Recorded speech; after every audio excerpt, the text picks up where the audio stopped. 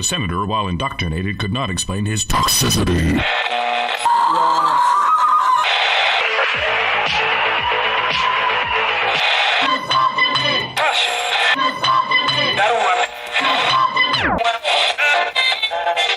You should not listen to men's rights advocates if you want to know what they have to say.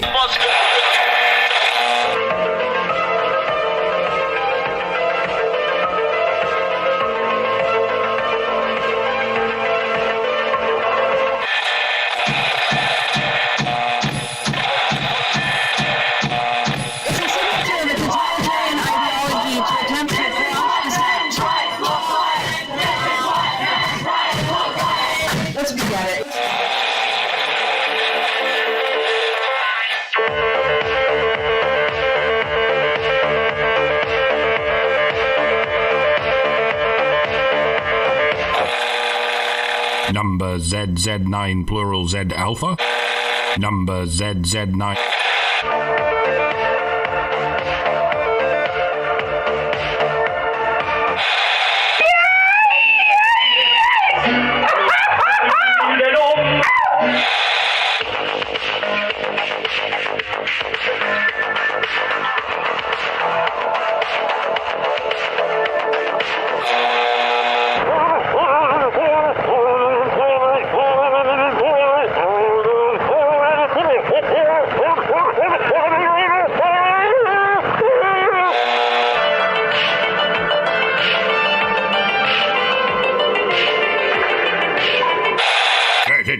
I've never seen such idiots in all my life. Listen to all this, Yeah, couldn't agree more.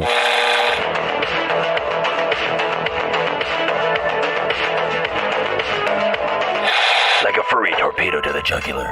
This is Honey Badger Radio. Radio with bite.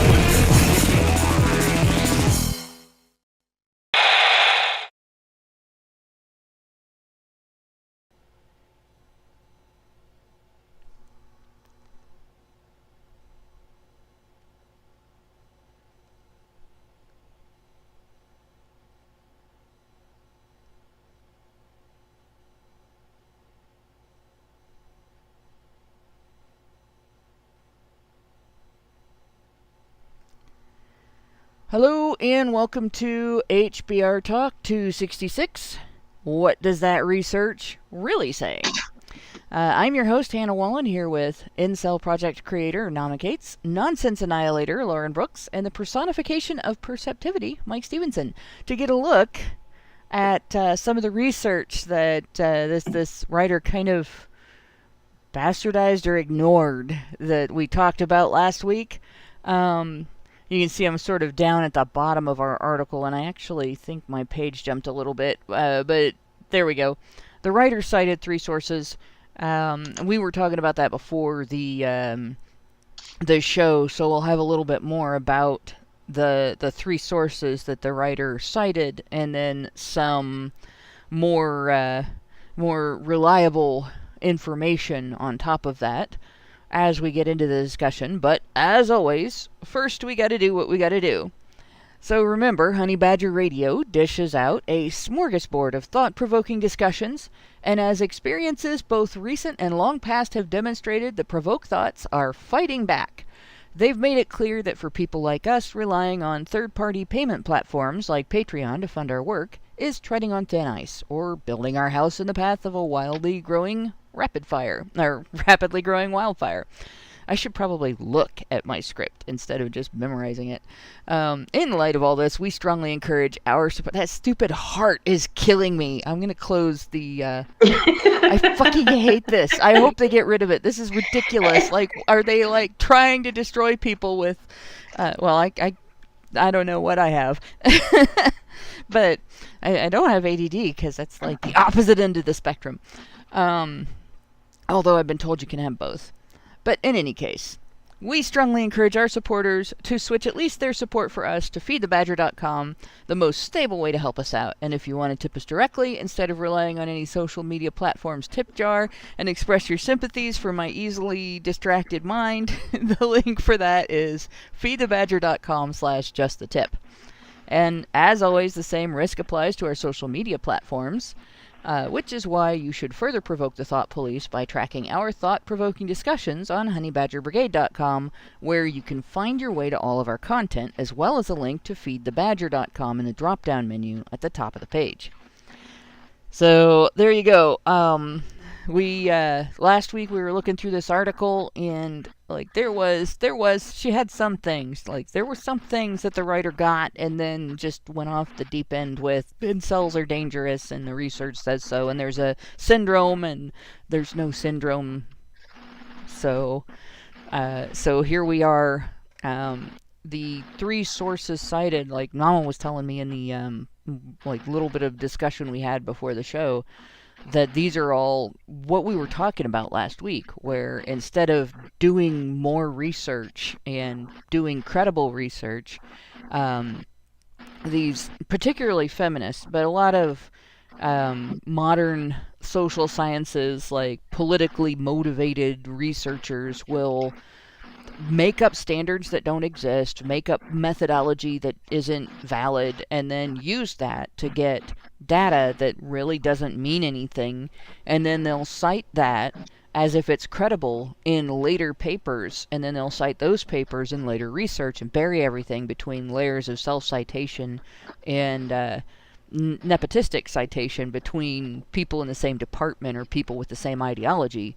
And suddenly you have this stuff that looks really credible because it's criminal justice research from Michigan State University, or that is done by the government, because the NISVS is not immune to that. It goes back to Mary P. Koss in her crap research. And so this is the same kind of thing. These are all papers that just kind of regurgitate what researchers that did that came up with. Is that a pretty correct assessment there? Yeah, it is. It definitely is. Like, you kind of covered a lot of ground with that in terms of the fact that, so in this case, the three references are all, and I didn't look very carefully last time, and I kind of mistook this author keeps on referring to a study that has 272 respondents or 650 respondents, right? So I'm familiar with all of those studies. I was involved with that one with the 272 respondents as well as others. So I thought they were going to be listing that as a reference. Yeah, as one of their cited sources. Right. And then you were saying, well, no, that person's name isn't here. This is Boyd and this is Thompson. And I was like, oh, Thomas, he was involved. He wouldn't have been a first author, but he would have been involved. And you were like, no, Thompson or whatever it was. And so J.J. Thomas.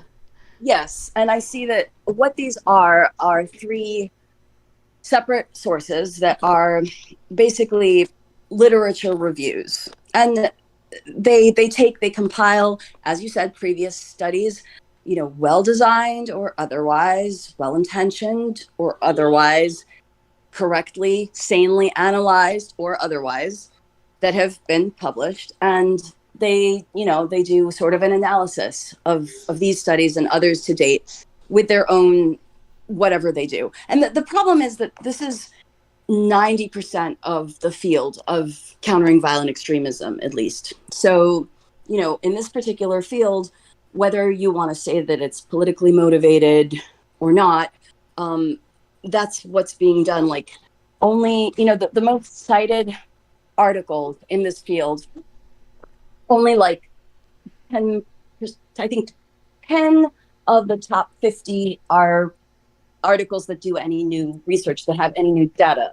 The rest of them are just these. They take the previous studies and that's what they do. So the third one, Speckard, sorry, I have a daughter here who's asking me for something. The third one, Speckard, is the one that I was involved with, and that's the one that has the 272 respondents. And the other two, when they list the number of responses, they are referring to either that study or a couple others that might have been done a while ago, one of which didn't even poll anybody. It just took quote unquote respondents from an existing forum from, content that was already online on the forum. So there's no oversight as to how the poll was designed. There's no, most studies now that use surveys, and a lot of them do, they have at least, they can't completely always get around this, but they have some safeguards, to make sure that there's some amount of accounting for, false people that are trolling, people that are giving nonsense responses, people that are being deceptive. There's at least an attempt at some of that. They use things like Likert scales and, these pre-designed kind of scales to measure attitudes and things like that. So those are far from perfect, and they're also all self-reports most of the time, but at least that's something. There's some attempt at being, rigorous there. Right. If you're just taking a forum and taking like chatter that exists on a forum and determining attitudes and things based on some analysis of that, there's none of that at all. It's like, and these forums are notorious for having shitposting, trolling, any other number, their own kind of culture that people aren't really looking at with any understanding. So, that's a big problem. And then just the fact that these are, like you said, they start to become like, there's a lot of self-referential sort of citations in them. They're like going back and citing a study that maybe someone in the department was involved with, or that's just kind of something popular to cite. And it does become very political. And even if we take like the agenda, let's say the feminist agenda out of it, though to be sure there is that, but even if we take that out of it, there's a pressure to publish. Academics, who are professors or who are candidates for some kind of graduate degree have a lot of pressure to be involved with publishing a lot. Like the more you publish, the better you're perceived. Then the university considers you as contributing something worthwhile, et cetera, et cetera, et cetera. And you can kind of make a name for yourself. So there's a lot of pressure to just publish something. Like doctoral candidates have to do it, they have a dissertation. And so you kind of get the McDonald's effect. The more of that writing that you have to produce, and the faster you have to produce it, the less you're checking your sources, the less you're checking your methods, and the basically the less mindful you're being of how accurate and relevant and valid what you're publishing actually is. Yes. And in order to be published, because that's also the peer review process is to some extent a political process, you're less likely to say something that would be counter to the orthodoxy, or something that's courageous, or something that's going to be unpopular, because you're afraid that might not make it through the process. Right. They're turning researchers into Chat GPT. Yeah. They really are. and that hoax a while back, I can't remember what it was called. That was great. Yeah, that pretty much demonstrated that. Helen Pluckrose and the others that were involved. Yes. Yeah, and that pretty much showed that being published doesn't necessarily mean that the work is credible either. So like a lot of people rely on, well, this has been published by this source, or this like you used to be able to look at, the New England Journal of Medicine published this, it's definitely reliable, or there's a dozen other sources that you'd be like, well, this is profoundly reliable because this particular source, and then you discover that no, actually, there's quite a bit of nepotism and quite a bit of political, I would call it political nepotism. You say what I believe already, it must be correct. I'm not going to be tough on your methods. You say what I don't believe already, I'm going to be tough as hell on your methods, and you're probably not getting published. And Jen Bottle says It's Lindsay Borgosian and Pluckrose. Yeah, that's right. That's the reason I've started following Lindsay on Twitter. Like, I was already following Helen Pluckrose, although we did have a disagreement about I think intactivism, because she's a little more gynocentric on it than I am. Anybody that's at all gynocentric on it is more gynocentric than I am.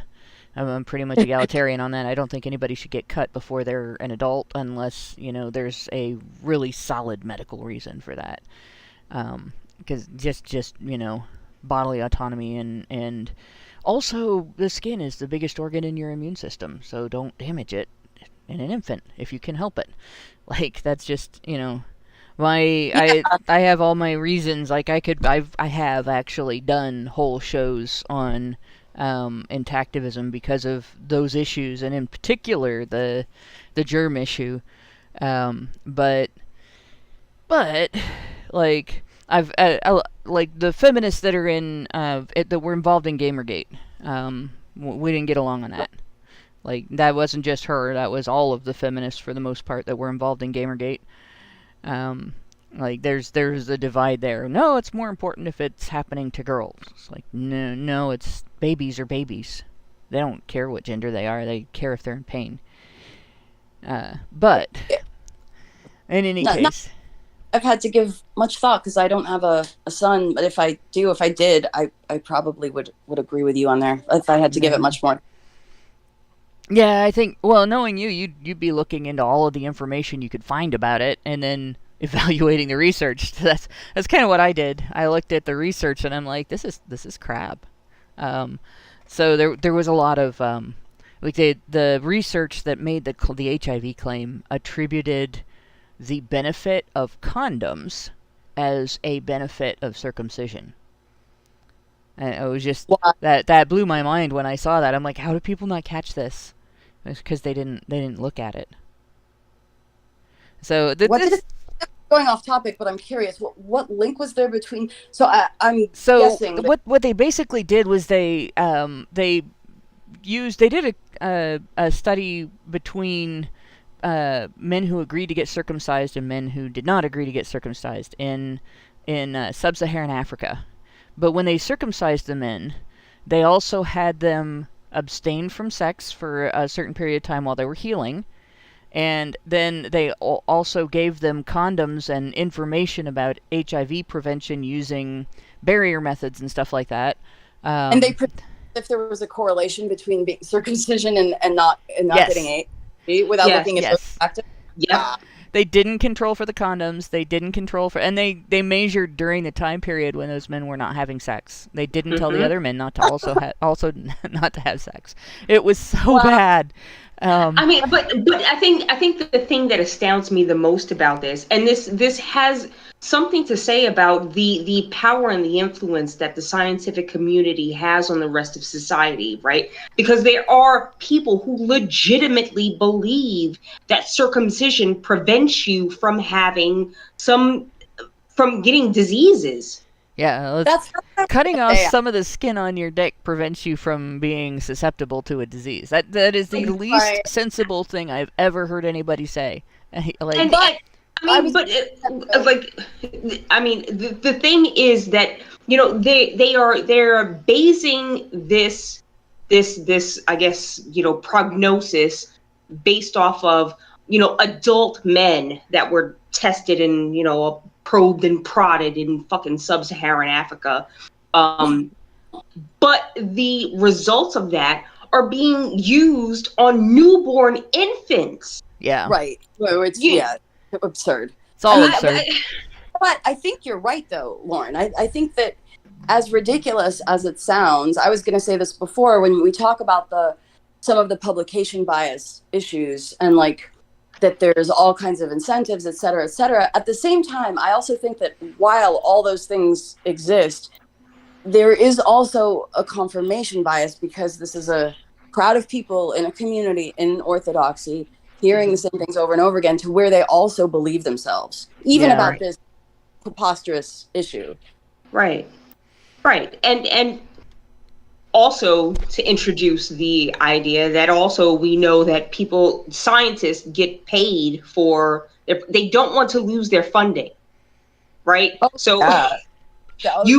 You cannot, you won't get published if you go against someone who has a different narrative that they want to spin. You get paid for the results your backer wants. Exactly. If you're backed by somebody with a political agenda. So it's like a guillotine continually swinging over your head. I mean, that's how I would feel. Yeah. If You know, you're working for like a pharmaceutical company or some kind of profit situation, then yes, or you're getting some kind of government or state funding, absolutely. Right. And if you're working for a university, it's not that direct, it's not that explicit, because you know, arguably you're probably a tenured professor or something, and you just Then you research have a little more leeway. Yeah. yeah, where there's more flexibility, but sometimes I think the political pressures in those environments are great enough to, you know, Yeah. be pretty strong incentives or disincentives, even if your, you know, finances are theoretically secure. And that kind of goes back to what we're looking at here too, because you know, different perspectives on the research can affect how the researchers act. Like if you're looking at this from a criminal justice perspective and a perspective that is influenced by feminist narratives on incels, because the big narrative on incels that they're dangerous and that they're an overt threat to society and that shootings are like happening left and right and blah blah blah, that does come from more feminist sources and more like I guess I would go back to progressive sources, even though it's not particularly a progressive outlook. It is more of a, if it allows for advocacy for gun control, advocacy for control over people's individual behavior and stuff, then they're going to promote this stuff. And it does affect, if you're researching from within that sort of spectrum of thought, you're going to be, if you have confirmation bias, it's going to be in that direction.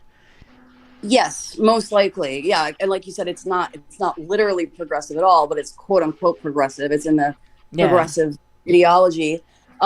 It doesn't come from a criminal justice perspective, and a lot of people are, especially within the incel community, are surprised to hear me say that and to hear me continue to say that, because it looks like there's a lot of, you know, material and stuff coming out of law enforcement about the threat of incels. But I know for a fact that law enforcement, the attitudes from law enforcement and people in intelligence and security have never been concerned particularly about incels. Like they are coming from pressure from outside, from media and from advocacy groups.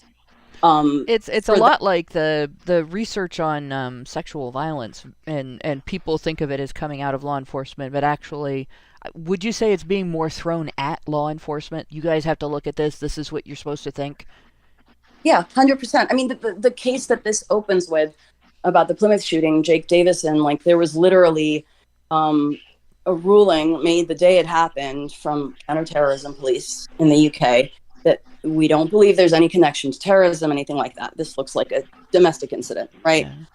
That's what they said immediately.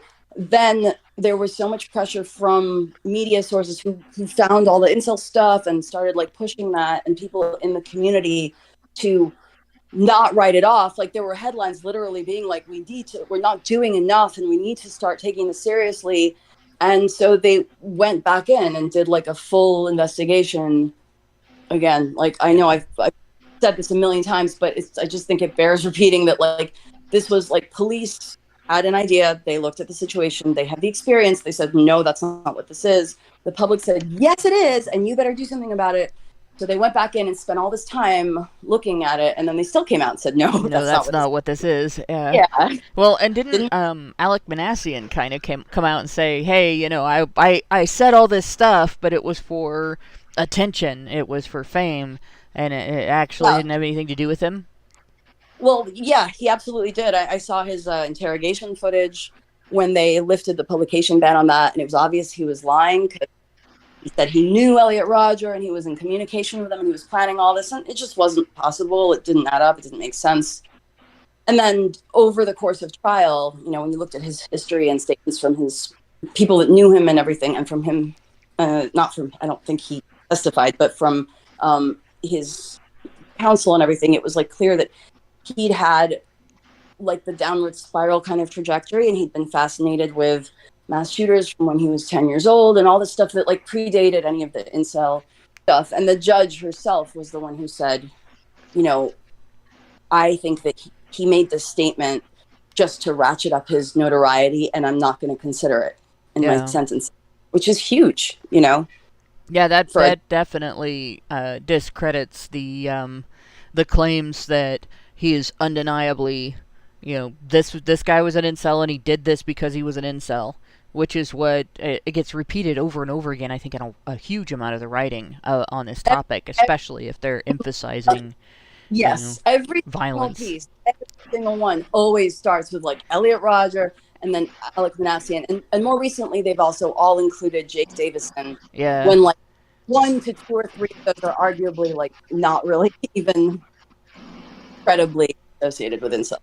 So the of the three, you said the involuntary celibate's experience of and grievance over sexual exclusion one. Is that the one that was actually at least discussing the studies that you were involved in, or was it the second link? This is the third link. This one was Speckard. Yeah, Speckard. Okay. Yeah, so Speckard, I was actually involved with that one, and there's a bit of story to that. That particular report, I didn't want to be included on the final report because of the way it came out, which is another issue with these studies. A lot of the time you can take data and the same collection of data from 272 people and do a linear regression analysis on the scales and everything. And just depending on the way you word things and the way you present them and like what you include in your introduction about the topic, it can come out very differently. And the conclusions can be, you can write a conclusion that has all the same data and still present it in a way where it almost seems like an entirely different study. So there's that too. Yeah, so it's not necessarily all about the data, it's about how it's interpreted and what conclusions are drawn from it, which makes sense. That was an issue. I'm going to go back to sexual violence research again because I've looked at a lot of that. I can't think of his name. Lasik. He made a claim back in the 80s based on research that he did that there was an epidemic of serial rape going on college campuses. But when you looked at the study didn't find that. It was done mostly on men who were not even in college, and some of them were ex-inmates and everything. And what it did indicate is that among men who have been convicted of or admitted to sexual violence, the overwhelming majority of sexual violence is committed by like 4 to 6% of the men involved. It's really, or 4 to 6% of the population.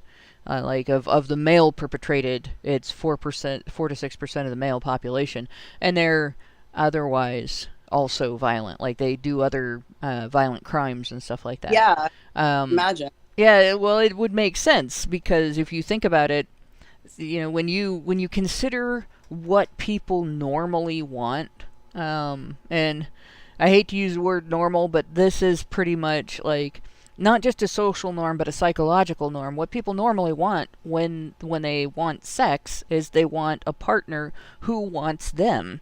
And like rape is the antithesis of that, right? Nobody wants to be raped. That's why it's rape. And so if you have somebody who does that on purpose, puts themselves in a position where they are attacking someone and getting rejected over and over again, and they're getting off on that, there is something wrong with that person, male or female.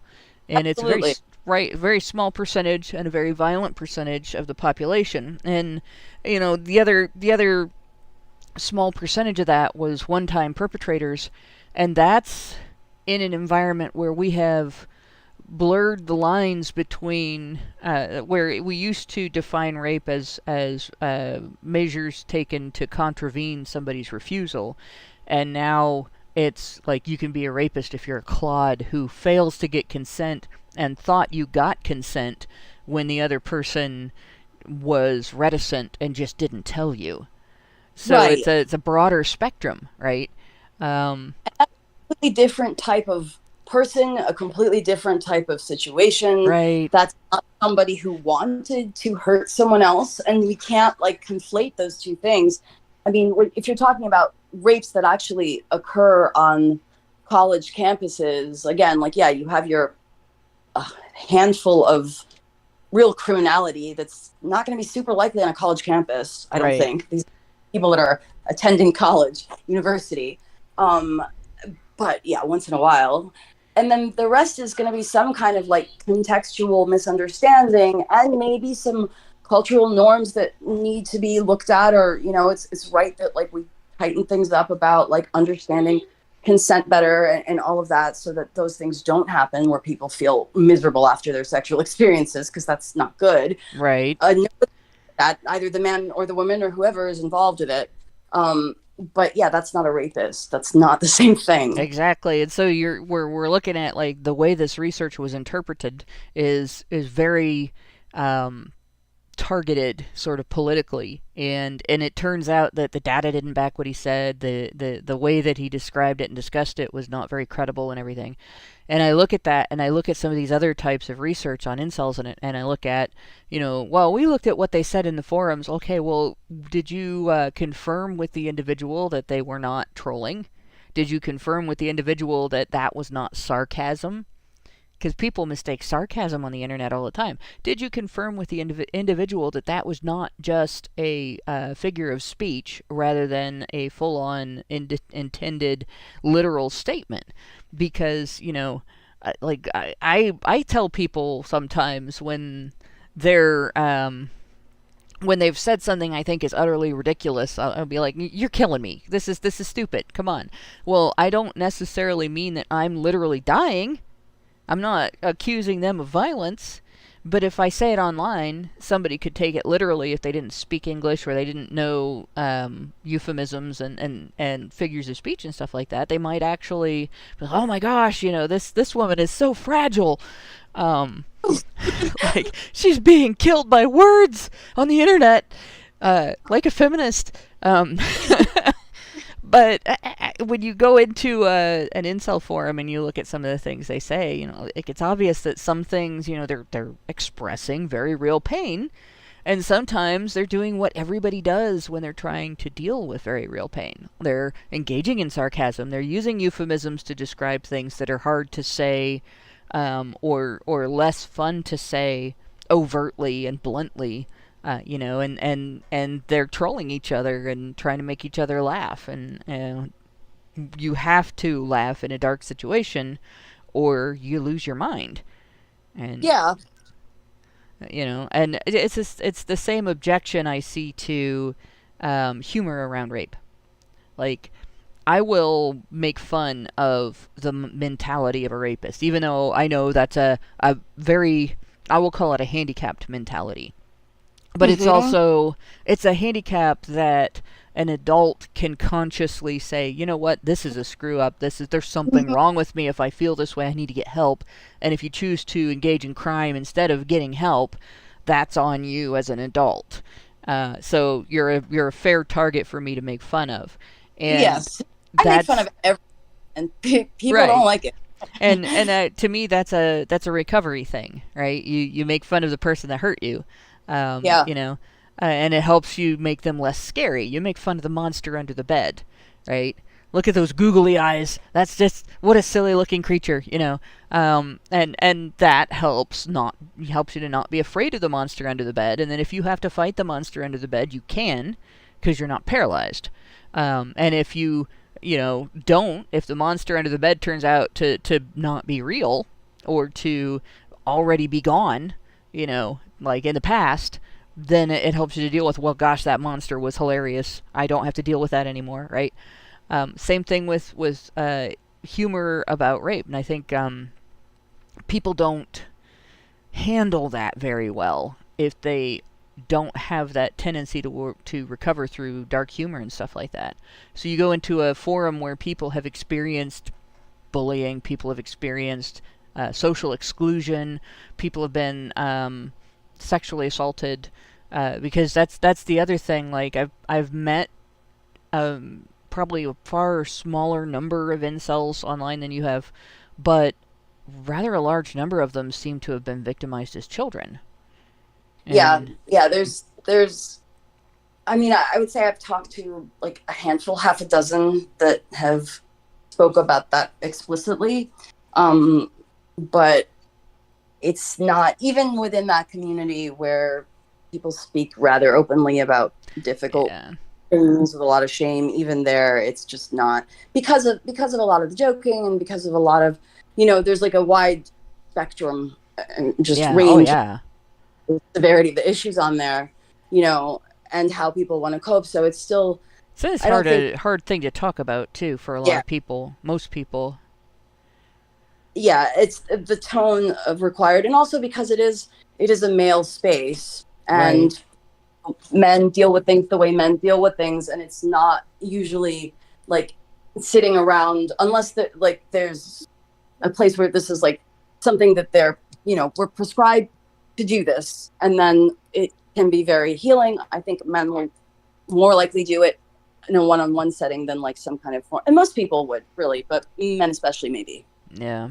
And I think, part of it is it's just you don't want to admit to a vulnerability in front of other people that you don't know very well. And it's you don't make your friendship necessarily about your vulnerabilities. You make your friendship about supporting each other in through your strengths. And sort of you support each other in spite of your vulnerabilities by supporting through your strengths. So you kind of want to show each other your strengths. And a lot of times in any internet forum, the biggest display is strength of mind. And a lot of people seem to fear a loss of others' perception of their strength of mind if they admit to having been vulnerable to victimization or having been victimized as a child in ways that can change you for the rest of your life. But it does it also makes it awkward. It makes it difficult for you to talk about yourself in a lot of ways too. So in other ways, yeah. And paradoxically, what you said is true of the incel forums too, even though from the outside it looks like these are people who are bonding through their weaknesses or over their weaknesses, over their shared sort of trauma and negative experiences. Like, yes, in a way they are, but only in a certain way. Like, it's still about sort of toughness. There's still a sort of like bravado and the humor, it's not really going to like a support group. That's not the environment. And it makes the quote lifting research really kind of dumb if you think about it, because you're not getting the whole picture of this person based on what they discuss in a forum at all. Like, you're getting a tiny little bit of the picture. You're not sure if what you're seeing is valid. You're not sure if what you're seeing is upfront, and you're not sure if you're taking it if taking it at face value is the right way to take it. And then at the same time, you should be sure that what you're seeing is a very tiny part of the picture, where if the individual that's posting that, there is a much bigger picture around that you're missing out on, because that part of the picture isn't on the internet. Right, and certainly not in this place, on this account. This is like a part of someone's identity. Often like you can see kind of like the shadow or something too. And for people that study psychology and mental health, they should be aware of that and the importance of having like space for that and making space for that for someone who's struggling with things. Right. So I can understand why you wouldn't want to been involved in that that kind of superficial, like, I would say that's really shallow to call it research. It's sort of pseudo research to do that kind of web crawling and then say that means things about this group of people that you can definitively I say. Involved at all in any of the web crawling stuff, but like the speckered one, that was better than anything that was around at the time, because it was at least a poll. It was just the way they interpreted it that I didn't love. Right. What are some of the things that you noted in the research that you were involved in that you think should be gotten across that this writer really screwed up?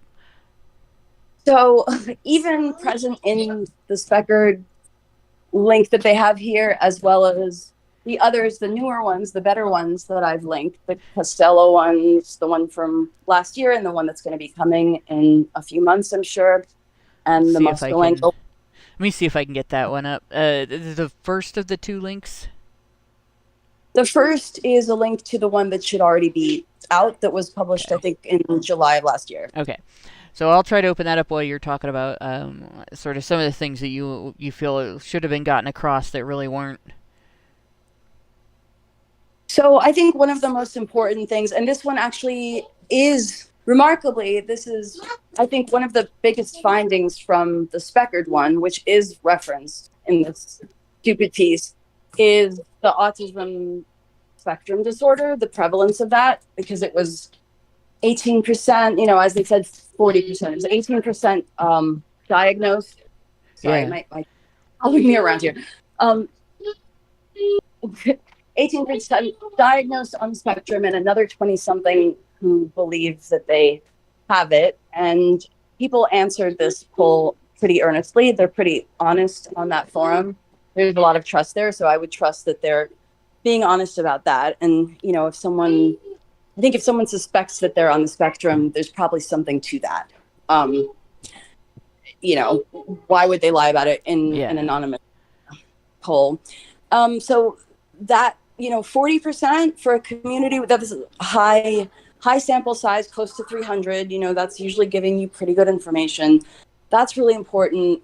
So when people talk about incels being misogynistic, being extremists, being creepy, et cetera, like if you consider that 40% of them might be on the spectrum, that's really important. And the fact that that wasn't mentioned in this, or at least it wasn't emphasized in this piece, is important. Then they talk about the mental health again as if it's causal, like as if having incel complex makes somebody depressed or leads to depression, as opposed to looking at it as like these are people who might have certain circumstances in life that would naturally contribute to some depression, or they might have depression. It might be that like it's chicken or the egg. It doesn't really matter, but they are depressed or they have anxiety, and that is something that's either contributing to their situation or their situation is contributing to it. And maybe it doesn't always really matter when we look at incels. Like, this isn't necessarily something that's unique to incels. This is loneliness, right? And like, we need to learn how to deal with loneliness. And then I think one of the findings they discussed is about how 50% of them tried mental health, or they phrased it in this piece that like 50% of them never even tried any kind of mental health interventions, where I look at it the other way around, like 50% did try. That's really high, I think. Yeah, that's well, it's way higher than most of the like the regular population. You see a lot of people with anxiety issues. You see a lot of people with excuse me, other mental health conditions that they could seek help with that they don't. There's a lot of dysfunction. People could gain assistance in ceasing all kinds of unhealthy behaviors, weight gain, smoking, and unhealthy dating behaviors, and so on, that they don't, because it doesn't crash their life, or it doesn't put them in a situation where other people look at them as if their life has been kind of crashed, right? Or otherwise put them in a situation where people treat them as if their circumstances, their behavior, their presentation, whatever, is outside of the social norms. But incels are in that position, so you see more expectation of them to get help, when in fact they might be the regular population may have as many people that are just as in need of help, that are sort of quietly drowning in debt or destroying their lives with bad habits, gambling, things like that, and they don't get help till it's an emergency. So it's kind of unreasonable for people to look at the incel population and say, well, they're not getting the help they need because they're not seeking it. Nobody does that. Nobody does that. No. And these are also young people relatively. Like you're talking about like a median age in the mid 20s probably, and like an average in the early 20s even, or maybe mid 20s, I don't know, but these are relatively young men, you know.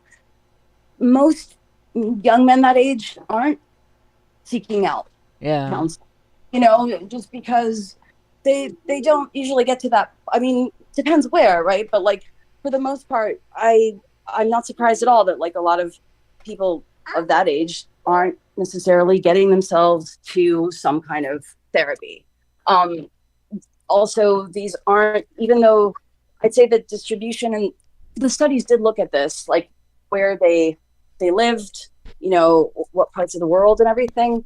It is all over the world. That's another kind of misconception about it. Like it's Yeah. mostly North America and Northern or Western Europe, partly because like these are wealthier countries. There's more access to the internet and like English speaking, right, which is the language of the internet, so it makes sense. But it is all over the world. Like I've had incels from every continent on the show. It gets And exploited in some places. Like, well, you're not married, you're not, involved in a family, you're not contributing to the welfare of a woman, you're not contributing to the welfare of any children.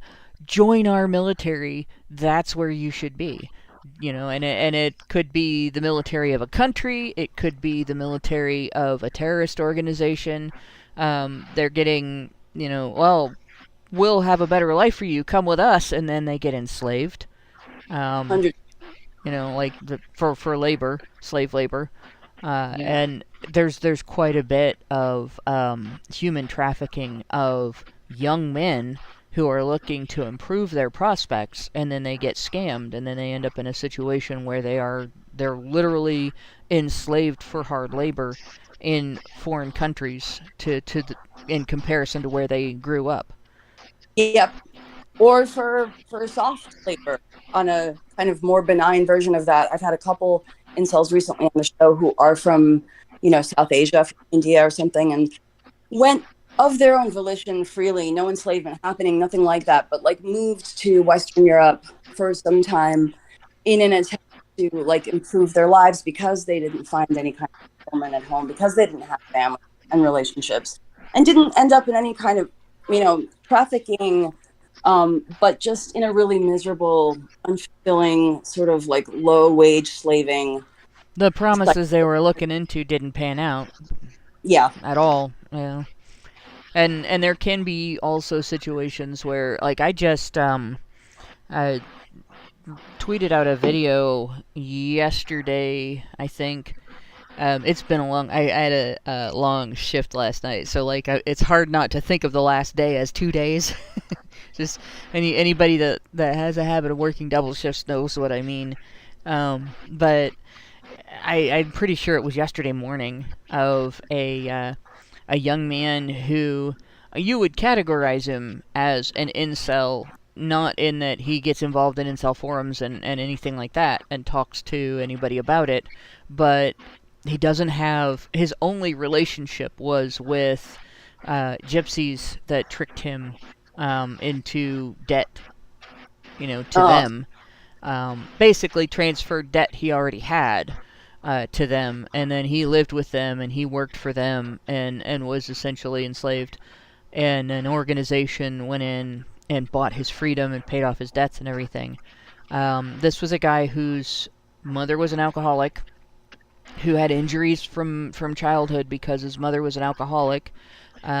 He wasn't necessarily conventionally attractive or unattractive, but he had health conditions that would make a guy conventionally unattractive. And so he was in a situation where he probably has never had anybody treat him as a relationship prospect.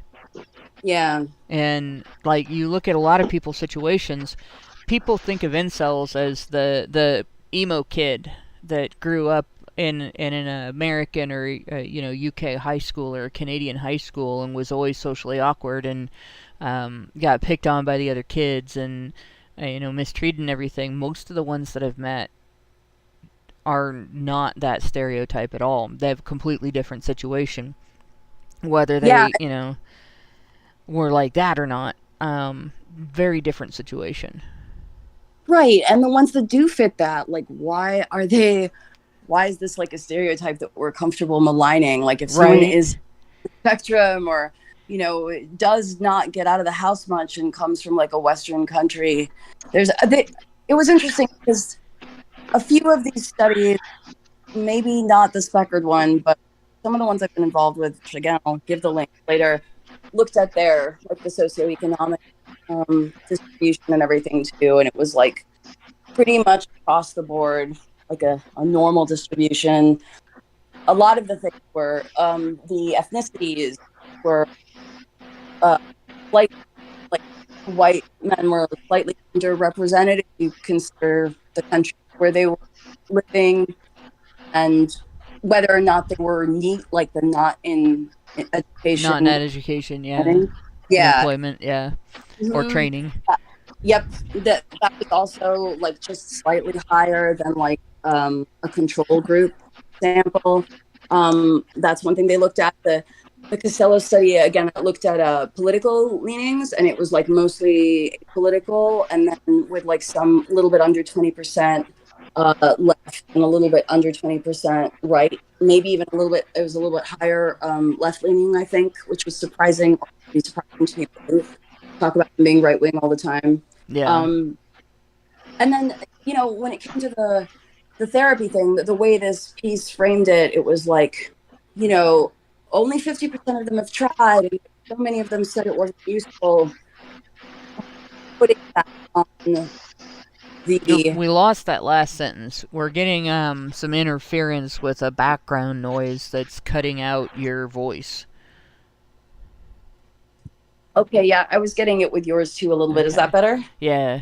I'm wondering if, was it usually we don't pick up my air conditioner, but I'm just going to turn it off. So hopefully that gets rid of that. But was it maybe speaker noise? Maybe, yeah, okay. Could have been. But yeah, well, and the other thing I would want to point out in regard to finding therapy useful, that's another big issue, and it's something we've talked about in the men's rights movement a lot. A lot of therapy is designed around women's psychology, and men's psychology is different. And there's no denying that. Men think differently from women. They recover differently from women. They have different pathways to recovery than women do. And if you make them walk down women's paths, it's not going to be effective for them. And it may be detrimental if you're trying to force them to emote in a way that is not natural for them. And, and then the other thing is they're used to being judged for it instead of helped because they did it. And then on top of that, in addition to it not necessarily being normal and natural for men to just let go and show their vulnerability and tell everybody what they're thinking and feeling all the time like women do, you also have the feedback that they're getting from therapists. Like if you describe your situation of isolation, social isolation, and feeling rejected by women in general, or feeling dumped on by women in general, and the therapist comes back, well, that's your toxic masculinity talking. You just hate women. Like, that's not going to be effective either, because it doesn't help you build a connection with anybody. It doesn't help you figure out how to build a connection with anybody. If there is something wrong with the way that you're thinking, labeling it toxic puts you on your back foot instead of giving you advice on how to grow. So there's a lot of stuff that's going on in psychology right now that's detrimental to helping men in general. And if you're trying to help men who are already feeling rejected, already feeling judged, already feeling looked down on, and already feeling like society's just throwing them away, and you say things like that to them, you're just reinforcing that outlook instead of helping them try to figure out pathways to connection and pathways to recovery. Mm-hmm. I mean, that seems like if there was an actual counselor who's actually doing that to their patients, that would be, I mean, that should be scandalous. Like, that should be sort of the number one one of the number one rules I would say of therapy is you don't tell your client like, hey, that's toxic masculinity. But I wouldn't be surprised if there are some that do that. I know that in some of these like intervention programs that aren't trained therapists, but that are coming out of more like the countering extremism world programs, they have like, you know, gendered violence is one of these big topics, as you know, and right around after the Plymouth shooting, and somehow people were conflating this with Andrew Tate. I'll never really quite understand how they made that connection, but that was happening. And so I think Scotland, it was decided to have like a little spot, the Incel program, that they would train teachers. Yeah, like that. These might be signs that these young people are being radicalized. And now there's all these like quote unquote incel experts going around telling people that like radicalization can happen to all of us. And it just makes me sick. But like they have these programs where if they decide that somebody might be going down this path, they might team them up with like some kind of a big brother or something, mentor, which sounds great. Like, that's great. You team someone who's a loner who might need some support up with like a peer, like an older student. That sounds great. But then I looked at like what some of the, you know, the issues would be that they would discuss with this person. And it was like, let's have discussions about like gender ideas. And it's like, what? Like, you really expect like a 14-year-old boy to have like a chat with like an older student about like gender roles and like, this is how we're going to help somebody? It's just wacky. And like, again, it's also implicitly saying like, you're toxic, like, you know, your problem is toxic masculinity. And it's just crazy. It's not true. It doesn't help anyone. It is judgmental. It's nonsense. Yeah. And it's absolute bullshit. I don't have anything else to say about it.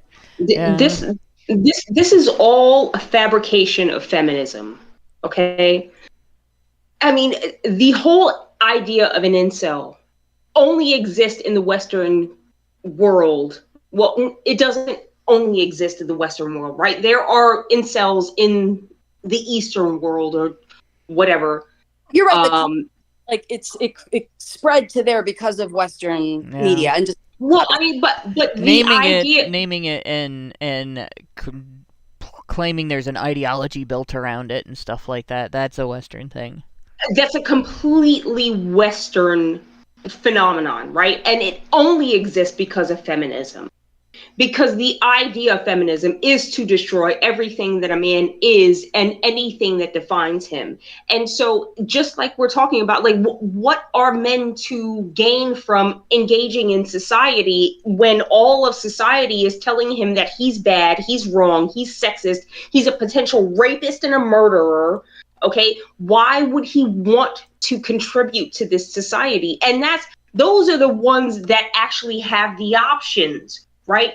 We're talking about a subset of men who just don't really have the options. But I think a large part of that is due, in fact, to the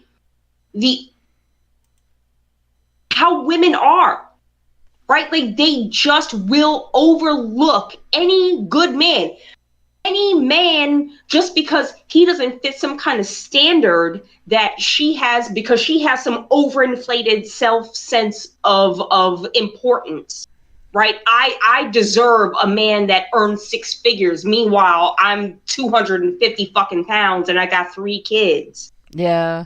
Well, when we saw that interview at one of the universities where the guy was going around asking ladies at the university what they expected their future husband to make, and aside from one unicorn, they were all, you know, demanding like $500,000 and just crazy. You know, I think the next lowest was $80K a year.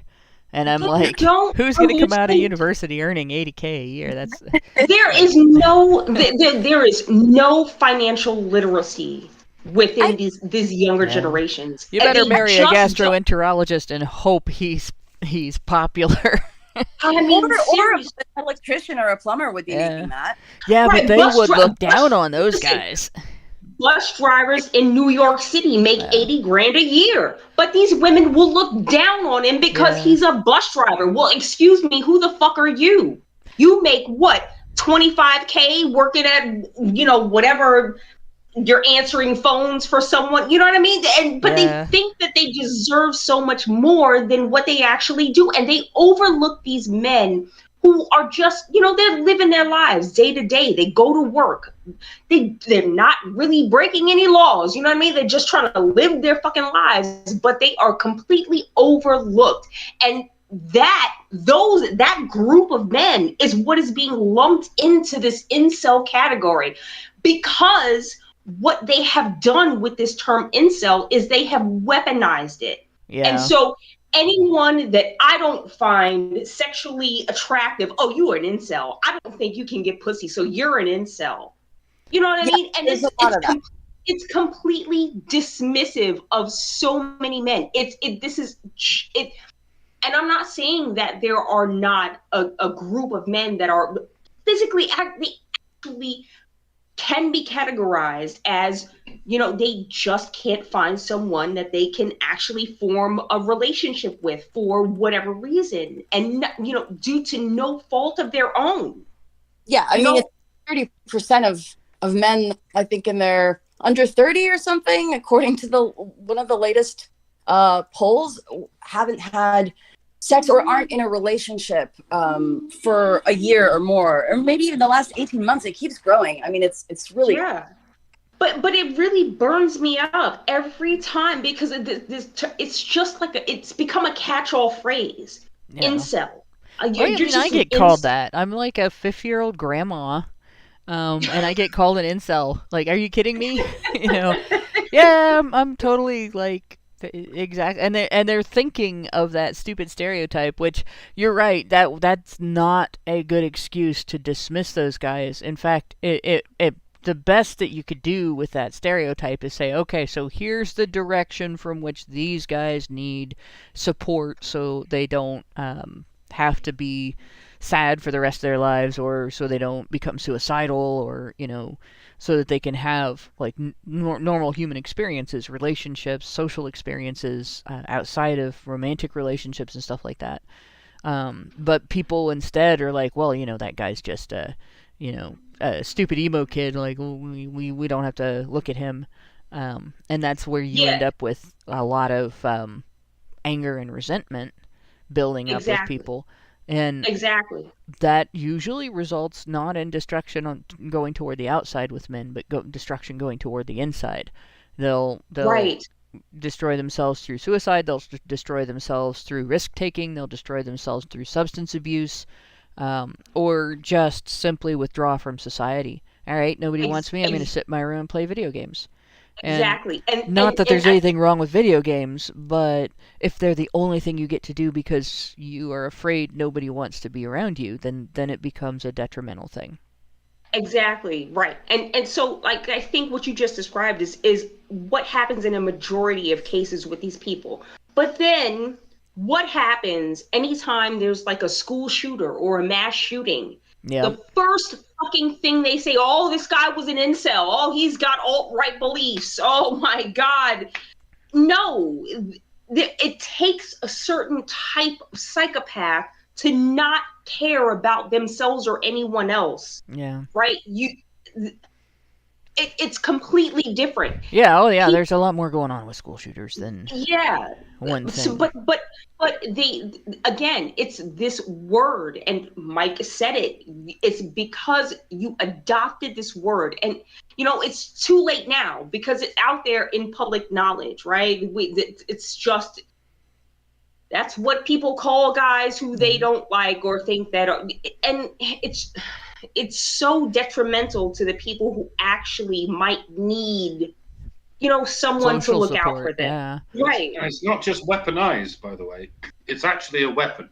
Yeah. The word incel didn't appear until about 9 years ago. It was during, I don't know if there's an internet cute slang for the terms Elliot Rodgers. So I'll just go and say Elliot Rodgers. Yeah. I think it may have existed in the deepest depths of 4chan. But then once the Elliot Roger thing happened, it was on feminism's DEFCON 1 list of things to call people. Mm-hmm. So it was hardly ever used as a positive identity before it became a weapon of feminists, and that's what it spent almost its entire shelf life being. Not just a weaponized identity, but just a straight up weapon, just a series of syllables that you throw at people to make them sound like terrorists. Yeah. And it's all based on whether or not a man, specifically a man, has had the confirming touch of a woman. It's much like the word heathen. Someone who hasn't been baptized.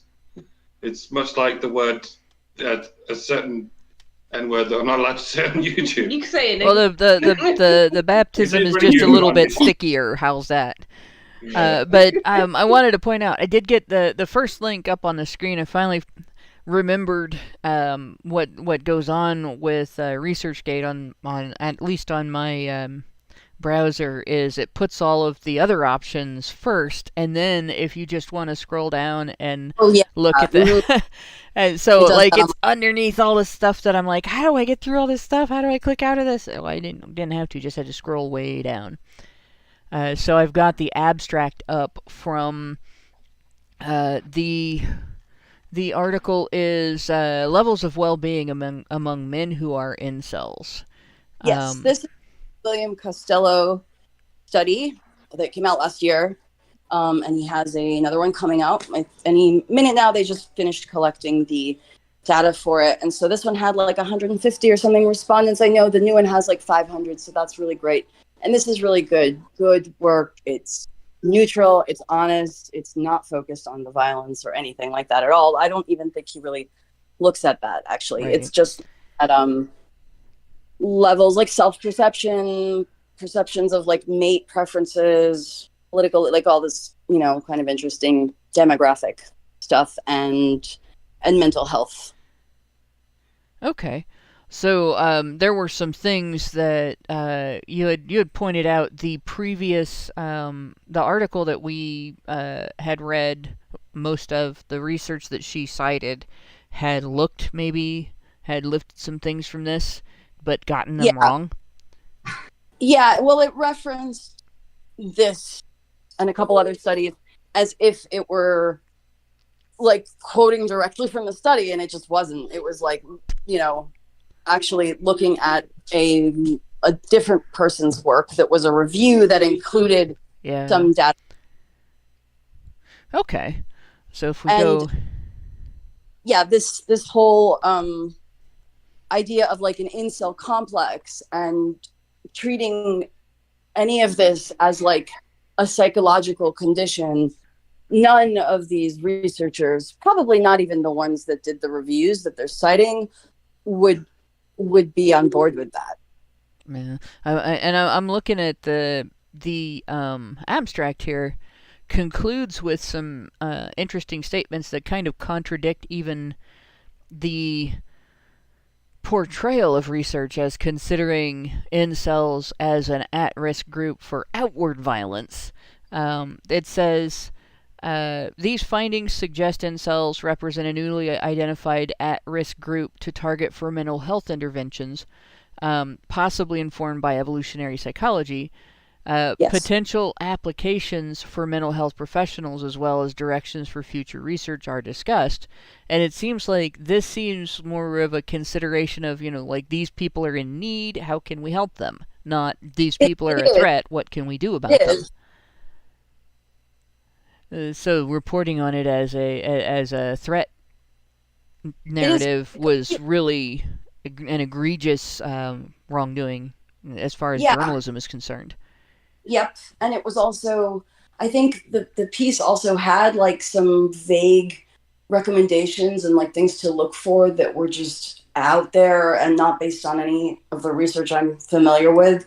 Whereas this one, I think the suggestion of recommending evolutionary psychology was a really great one, because that acknowledges some of the differences between men and women.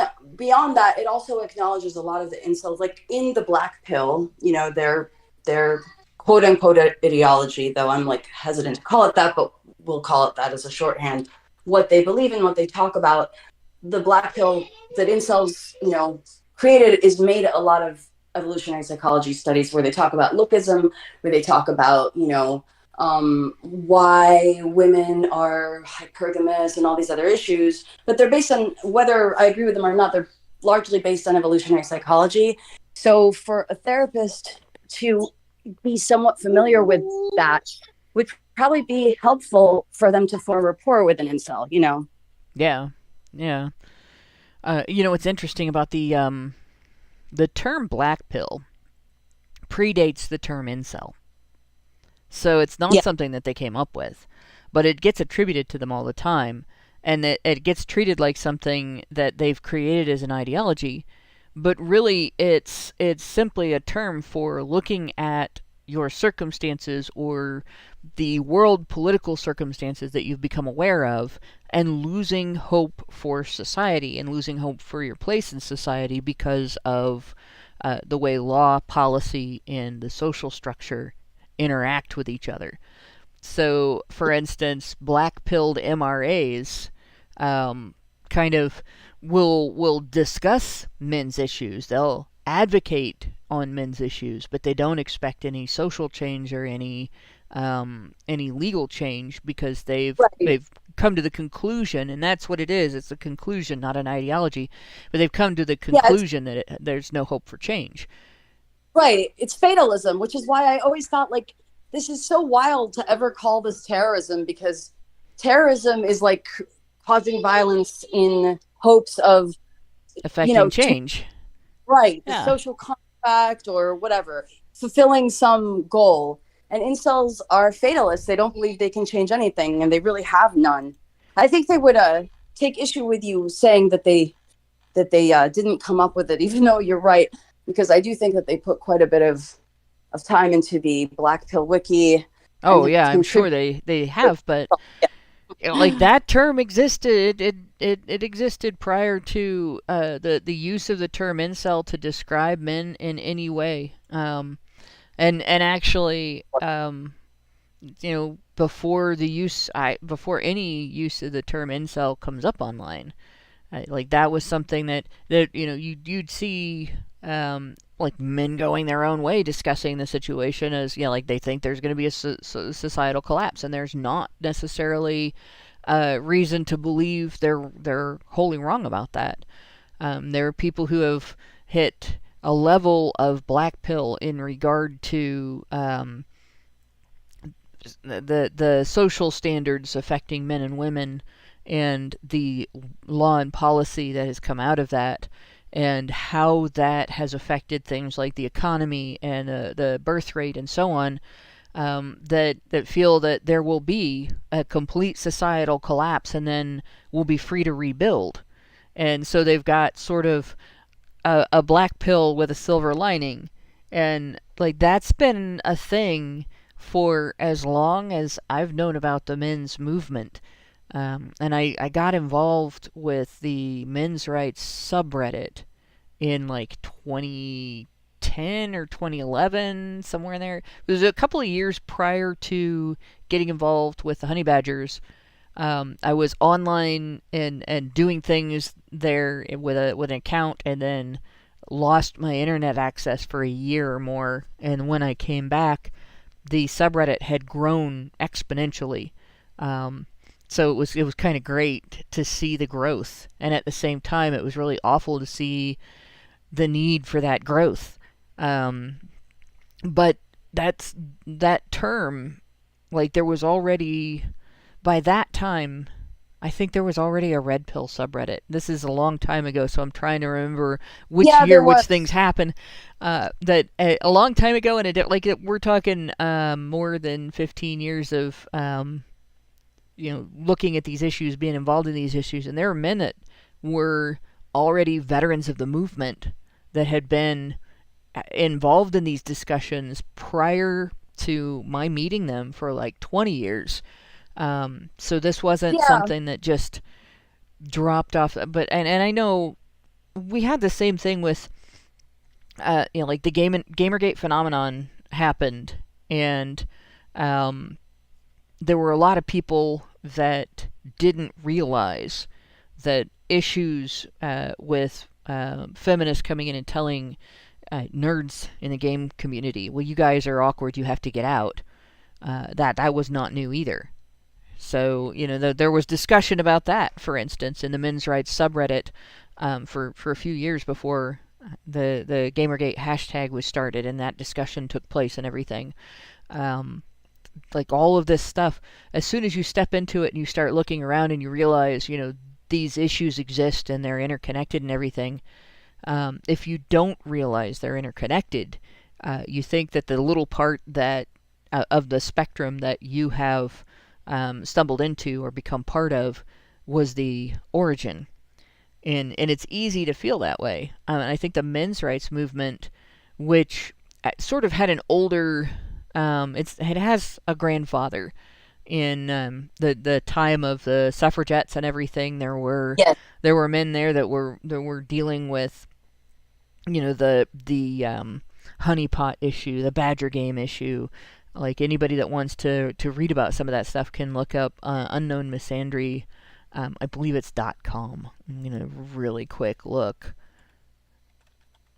The Unknown History of Misandry, and it's unknownmisandry.blogspot.com, if I remember right. Because it's coming up, and I realize I didn't have the window. There we go. unknownmisandry.blogspot.com, and it's Unknown Misandry is one word. And you can look in the sidebar on that blog and find links to copies of old news stories about all kinds of things. And if you look up a man named Ernest Belfort Bax, he was one who was involved in a lot of debate on these issues and a lot of discussion on these issues, even back then.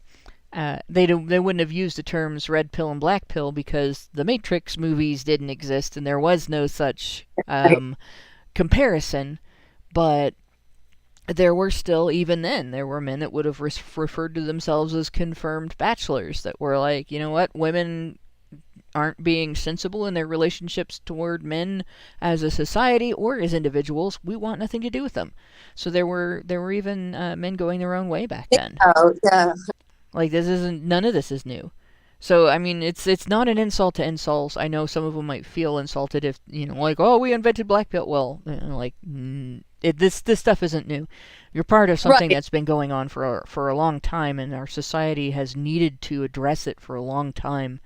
Which also means that all the people that are trying to blame it on the individual. Well, you're not liked because there's something wrong with you. It's your job to fix it, or you're not liked because you're doing things wrong. That's a lot of baloney too, because these are problems that have existed for a long time, and our society as a whole has a tendency to dismiss people too easily and step on people too easily. So this goes both ways. Yes, people may need to engage in some personal growth to get out of the situation, but at the same time, our society also needs to engage in some support for that personal growth and support for reforming connections and so on. And you can't have one without the other. If that and makes just sense. In the sense that, absolutely. I mean, I think the way that, ultimately any problem a person faces in their life, whatever it is, whatever it's connected to, whatever it's caused by, they do need to address themselves because they are the master of their life and their choices.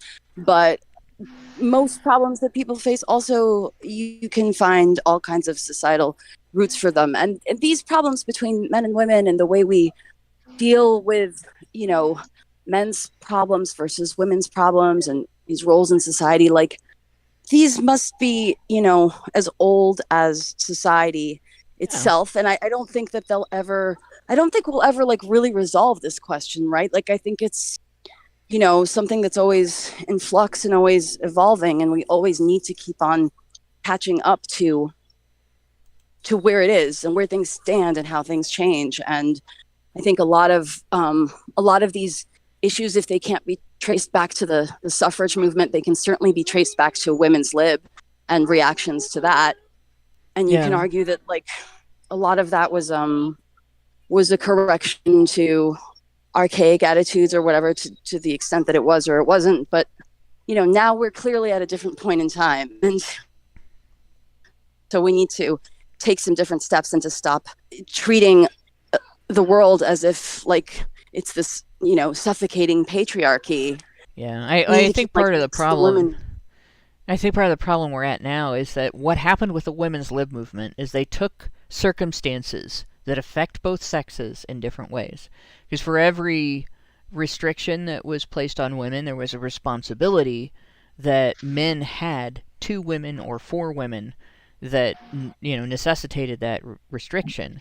And they removed all the restrictions, but not the responsibilities, right? So they took one side of that conundrum, and they're like, well, we're going to solve this half of the problems, but we're going to keep the other half of the problems. And now we're in a situation where men are really suffering because of it. And women haven't, at the same time, they didn't give women equivalent responsibilities. And so what makes you great in your life as you progress in your career, as you progress in your family, as you move forward with your life, is being accountable for yourself, being accountable for your impact on the people around you, and being mindful of that personal accountability, carrying what happens, like being self-accountable and not just socially accountable. And if women live without either that internal accountability or that social accountability, or they live with a reduced level, they will never be able to achieve any kind of equal greatness with men.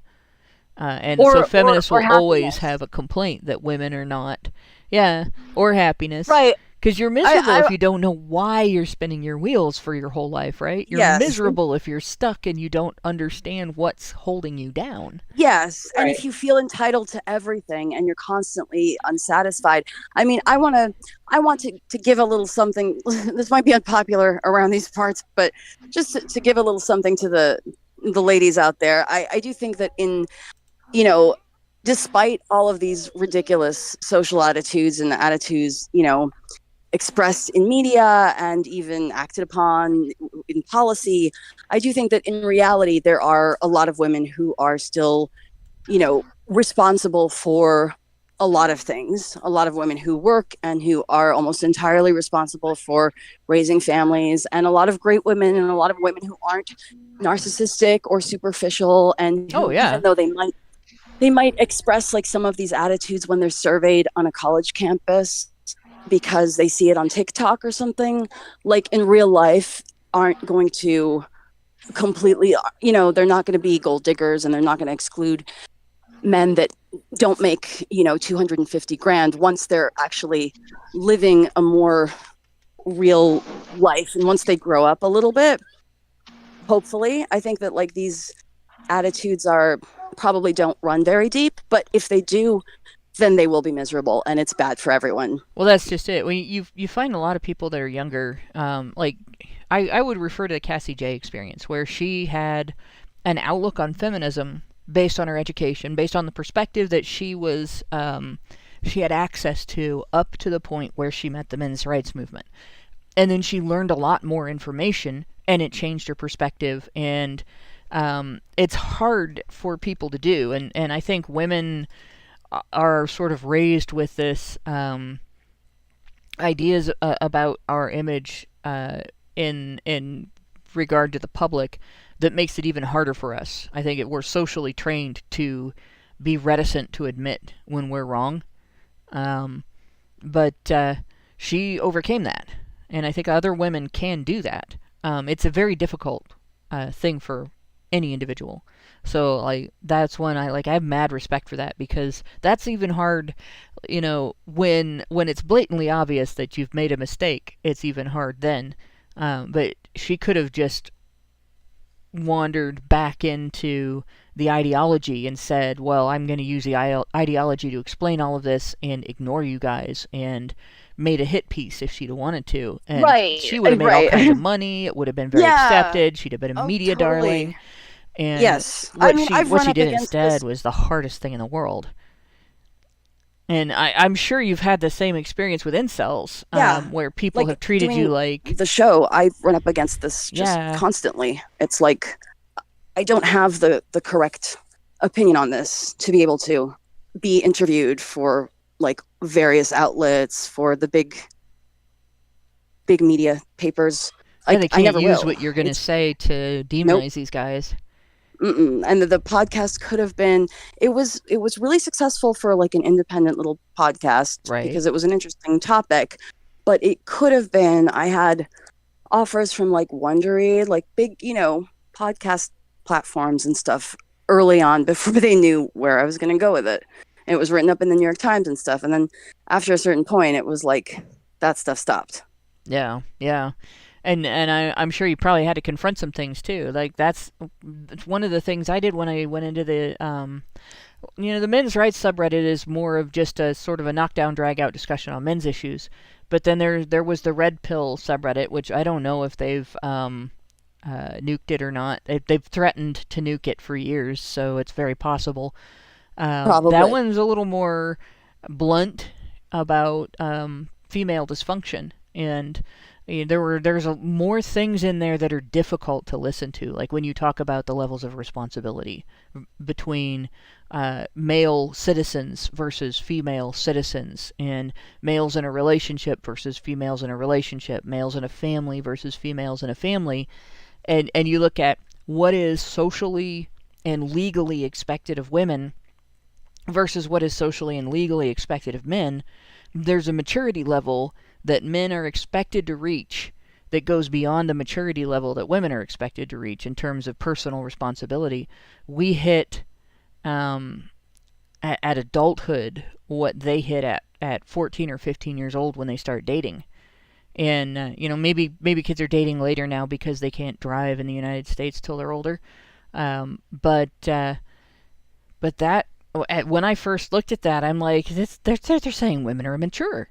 That's offensive. And then I'm like, well, so what? Is it right? And then I had to think about it. I looked at when I was looking at relationships, looking at, what am I going to do when I get married? What am I going to do after I'm out of my parents' house and everything? If I had hooked up with somebody to marry that wanted me to be a housewife, wanted me to be a homemaker, and to not have a career, and I chose to do that. No job, no contributing financially to the household at all, and just raising kids and being half of the kid-raising team. That would have been socially acceptable. Nobody would have said, gosh, you're lazy. Nobody would have said, gosh, you're irresponsible. Somebody else is paying for everything that you do and have and want, and even if I was irresponsible with money, criticizing me would be less likely than if I was a man. And so you have to kind of confront all that stuff, and it is hard to confront. But when you go into a forum, I think a lot of men are immature too. I think a lot of people are immature. It is true that a lot of people are immature, but what's expected of them versus what's expected of us is different, and the pressures are different. Like, if I got to the age I am now and I didn't have a baby, people would treat me differently in a much higher pressure way than they would a guy. So there's pressures women are under as well, but they are very different, and it's which is more irresponsible, being pressured to be the breadwinner of a family and never starting a family, or not being pressured to be the breadwinner of a family, but starting one anyway, without the breadwinner. And it's kind of a tough, because I technically did that, even though really I had the breadwinner, I was the breadwinner, and I jumped the gun in terms of fertility. But meaning that my husband and I got married after we had our son instead of before. Or we had our son before we got married instead of after, however you want to say it. But there's a lot of women that today are voluntarily, without a financial plan in mind, getting pregnant and keeping custody of their kids. And nobody is allowed to criticize that. Like, we're not allowed to say, hey, you're relying on the taxes of thousands of men. And, I hey, think this is a rough situation. And it is a situation where, like, there's a lot of social contributing factors.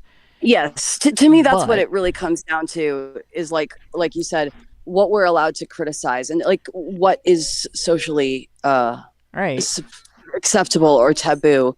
For women, hardly. I mean, it's not really true. In the media,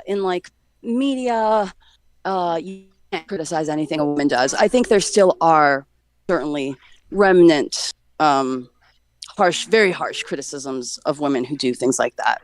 Right. That are not really necessarily allowed to be expressed as openly, but are still strongly felt. Right. We have a lot of things that go unspoken, and at the same time, a lot of young women who maybe would be better off if they got that advice before they started having sex with boys. You know, girls in their teenage years, like girls that get pregnant at the age of 12 and 13 years old. Like I talked kind of tough to my kids about that kind of thing. And we went through rough times because, I was 27 when I made stupid decisions that brought our son into the world before we were ready for him. A planned child that just was early, just ahead of the game, right? God's plan. That was rough. Imagine how rough, you'd have it. You talking to the kids, imagine how rough you'd have it if you were 17, the child was not planned, you were not going to marry that guy, and now you have all these decisions to make, and you have potentially a kid to feed for the rest of their childhood if you're going to keep custody. Like, how are you going to handle that? When someone's been through, oh gosh, I fucked up, now I gotta scramble to make sure the consequences don't fall on the baby that I just created. You get a different perspective if you have a mindfulness of, my actions impact this other person. And it does change the development of a young woman if she hears, you have to be responsible for what might happen if you make a bad decision. And guys get that. Guys are told that. You have to be responsible, but they're told that on a level that makes them responsible for things that are not their fault. You're responsible if people don't like freckles. You're responsible if people don't like smaller chins. You're responsible if you're the only gay guy in a small community. No, you're not. Not while you're growing up. And you're not responsible for other people's social attitudes. There are things you can do to make your life better, but you can't be responsible for other people's thoughts, feelings, internal monologues, and stuff like that. And so we have this sort of dichotomy. It's no wonder they look at this research and say, well, these people said that guys are finding therapy unhelpful. Shame on them.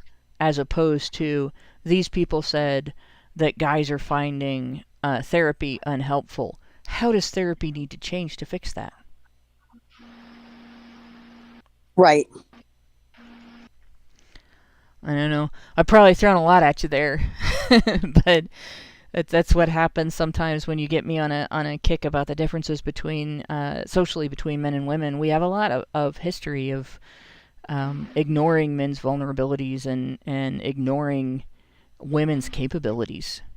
Yeah. And I think what's happening is, there's the court of public opinion and there's the court of law, right? Oh, yeah. And it seems like increasingly that the two are just being conflated, right? Like if you have a great enough, public opinion in one direction, and you happen to go into a court of law based off of these allegations that are made against you, a la Andrew Tate, right? Like it's the magic man of pickup artistry. Right, but like what this really is the erosion of due process. Yes, it is. That's what the founders wanted to prevent, was mob rules. Right. Exactly. And now, for the people who are going to make the comment, I understand that this is Romania in a different country and the laws are different, yada, yada, yada. But the facts still remain the same. Because if this is happening in Romania, what makes you think that it is not happening and cannot happen in the United States of America, in any other country? Yeah, I mean, we've just seen, like, I mean, I think the Trump indictment, all this nonsense, like, that's whatever. I'm not going to get too political about it because people have their own opinions about it, and I don't have strong opinions about it. But like, that was obviously a lot of politically motivated sort of arrests and policy, and just people suffering consequences like cancellation, like things like that, corporate pressure, you know, people boycotting corporations, etc., because they don't like something somebody said. Like, that's basically, it's having consequences that are financial and are, you know, almost legal. Am I the only one that hears the theme song from the Pink Panther cartoon every time I read a story about them indicting Trump?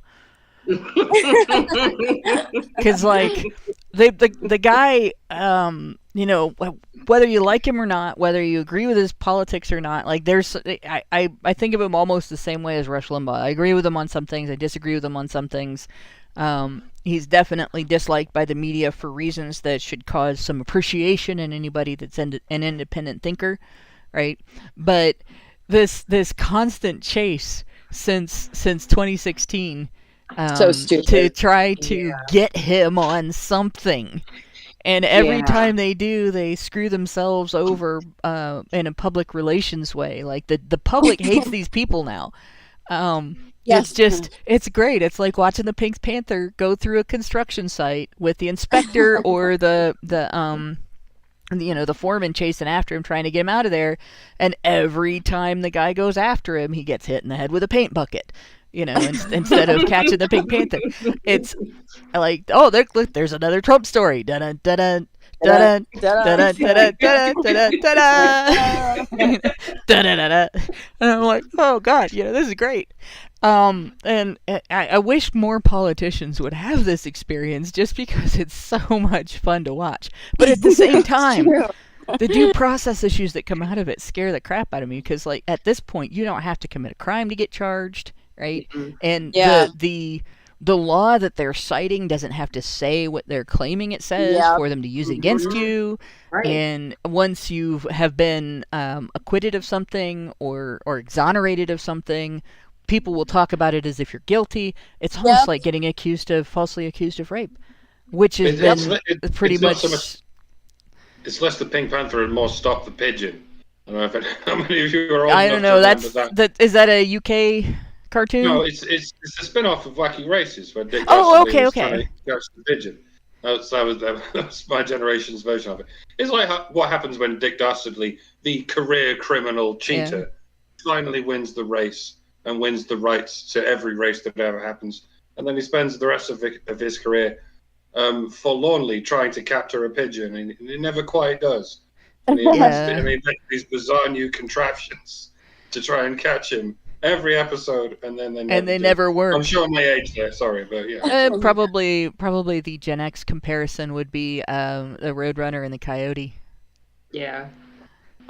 But because it's the same thing. You know, he's got all these Acme contraptions that are gonna get the Roadrunner, gonna trap the Roadrunner, and he pulls the string, and the rock's supposed to fall on the Roadrunner, and nothing happens until he goes and stands under it. Then it falls. But yeah, that's basically where we are with that. But yeah, and that is pretty much a statement on how our society, honestly, on how our society views men. That you look at him, and the things that he's done. Like, yeah, you know, you could criticize, for instance, some of his handling of the COVID crisis. Like, he listened to the wrong people, for sure. On a lot of stuff, and it really caused severe problems in the country, and then Biden just continued them. But and he had some correct impulses early on that were criticized. Yeah, like definitely. Orders, and you know, the flights from China, etc. Yeah, there were some things that he should have continued that he stopped. Yeah. That like, you know, he was right, and again, listen to the wrong people. There's a guy there that should trust his instincts more than his advisors in a lot of situations, I think. And, you know, I suppose if he was more arrogant, we would have been in better off. But that's, you know, because he did things differently than the establishment, you know, than the orthodoxy, that made him everybody's target. Like, they responded to him like an immune system, right? The orthodoxy, the establishment responded to him like an immune system. And I think what we're looking at in terms of, like, here's perfectly sensible research talking about needs and patterns of behavior, and how those patterns of behavior can reveal the needs of individuals within a group. And you get people writing about this research as if it is a revelation of how these individuals can be a threat. They're doing the same thing. They're reacting to the outsider or the individual who does things differently than the orthodoxy. The orthodoxy being, you know, you grow up, you date, you get married, you have children, you pay taxes, you know, and you work yourself to death and pay taxes, and they're outside that orthodoxy. So our society reacts to them to a degree, and in particular, the establishment reacts to them like an immune system would react to a virus. I think we're living in an extremely conformist time where the establishment and the orthodoxy have more power, I would say, especially culturally, than they have in recent history. Obviously, none of us have been alive for all of recent history, depending on how far back you go. But I do feel like there is sort of like, you know, a conformism in terms of political views, in terms of like paths one should take in life, in terms of some of these feminist ideas and education. And, you know, just like the establishment, media and politicians and everyone else hates Trump like that, it's really, you know, being an outsider makes you such a threat now. Like, so do these outsiders, these incels, like people take them as a literal threat of violence. And so do outsider thinkers in the sciences and in academia are just really having a hard time finding any place. Like, there's a really, really strong resistance to anything like that. Yeah.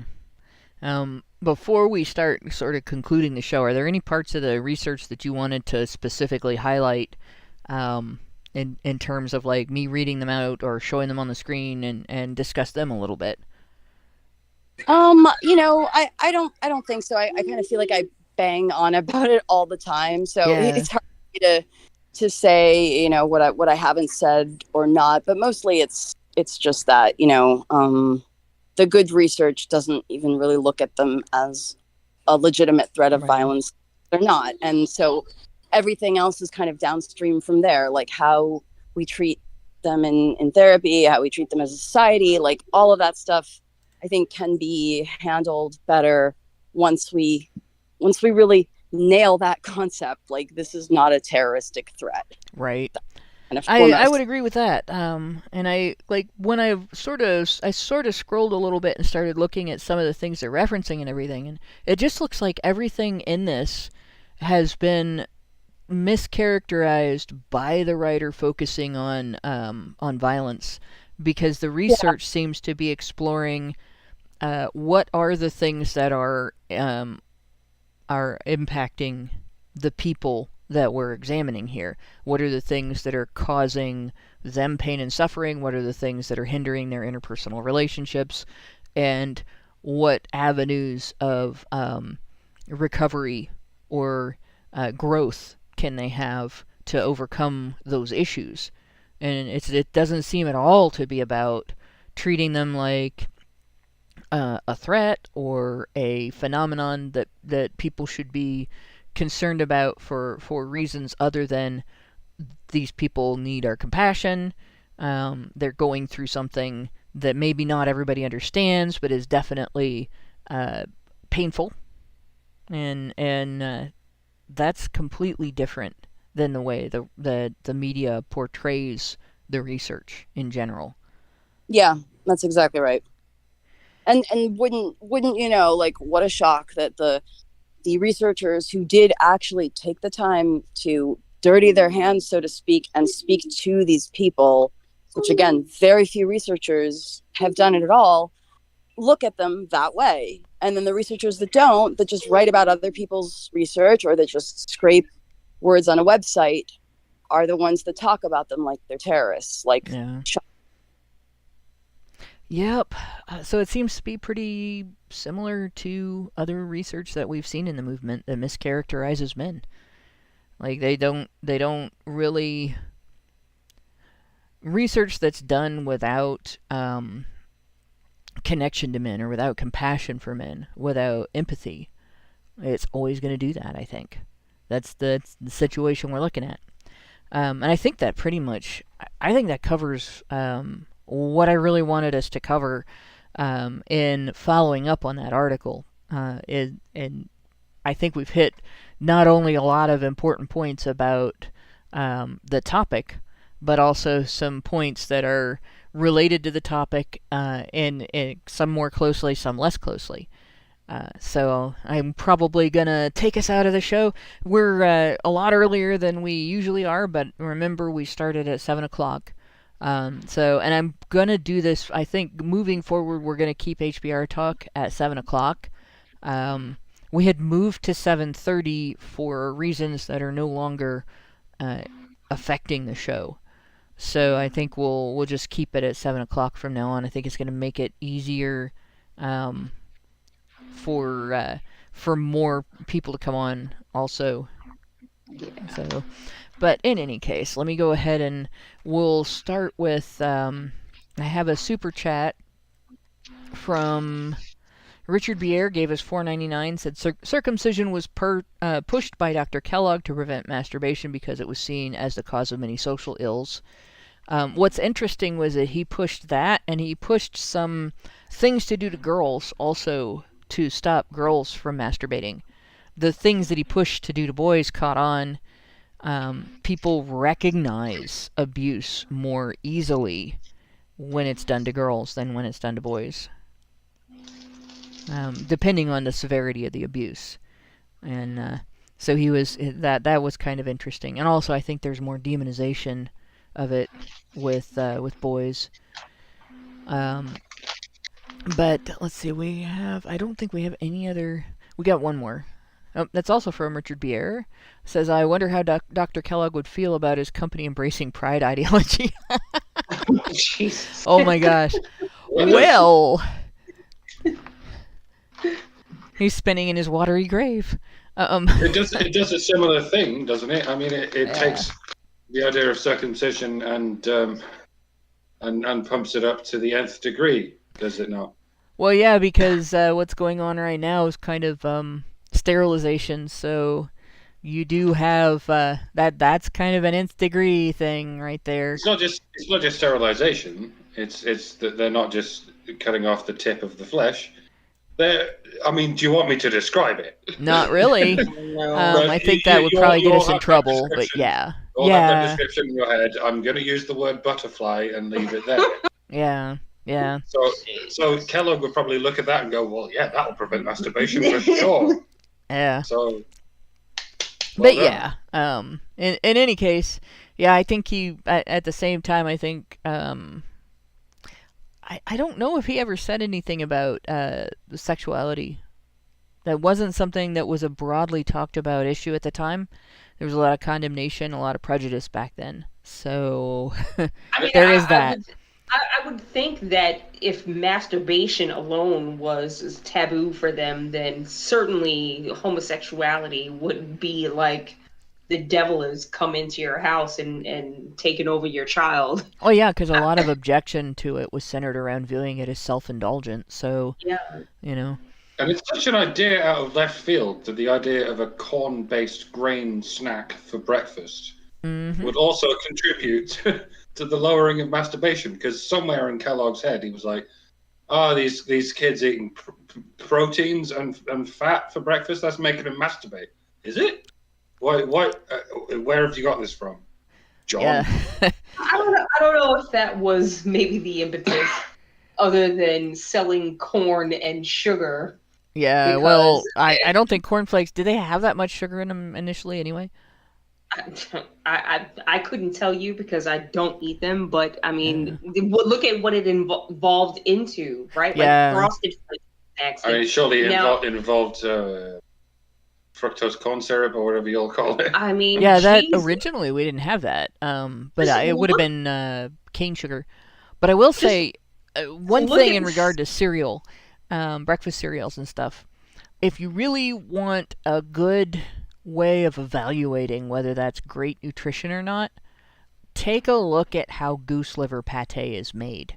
And I don't mean after the liver is removed from the goose. I mean how the liver is made to be fatty so that it makes a good pate. What do they do to the geese? They force feed the geese some kind of weird shit. Don't they? Grains. They force feed them grains. They force feed them exactly what your cornflakes are made out of. Jeez. Yeah. So we're talking like everything should be in moderation, and like the idea of eating cornflakes or any other kind of breakfast cereal every day and making that your main breakfast and not sometimes having eggs and sometimes having meat and other things might actually be detrimental to human health. I think, and I'm thinking now, I might have a big think later, but I'm thinking that like the idea of cereal was the seed for fast food. Yeah. Right? Because, breakfast was what you had and what you had to cook. It didn't come out of a box. Well, You know? and yeah, the big thing that comes out of all this for me is you have one guy that came up with a bunch of ideas that people latched onto and are like, well, we're going to do things this way. And many of them turned out to be wrong, and we're still doing them. When we look at that, and then we look at, relate this back to what we're talking about today, we certainly can't have one ideological outlook, say feminism, look at how men react to being isolated socially or otherwise, I guess you could say socially harmed, I don't like the idea of talking about them as socially wounded, but basically socially damaged, in some way or another. And we have a very small few people, and in particular, God, I can't think of his name. Her name.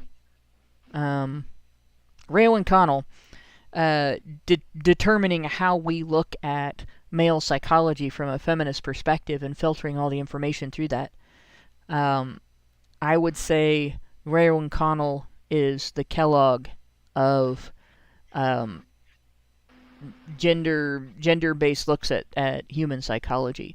The toxic masculinity narrative that Rayo Connell created is going to do as much harm to the psychological medicine community, the psychological medicine phenomenon, as circumcision and normalizing eating just grains for breakfast and no meat and no fat did to the physical health community and the dietary health community.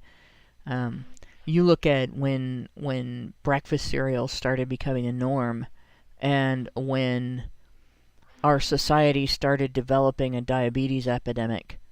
You kind of look at, gosh, maybe we need to have a more non-processed and more balanced set of meals that we're eating.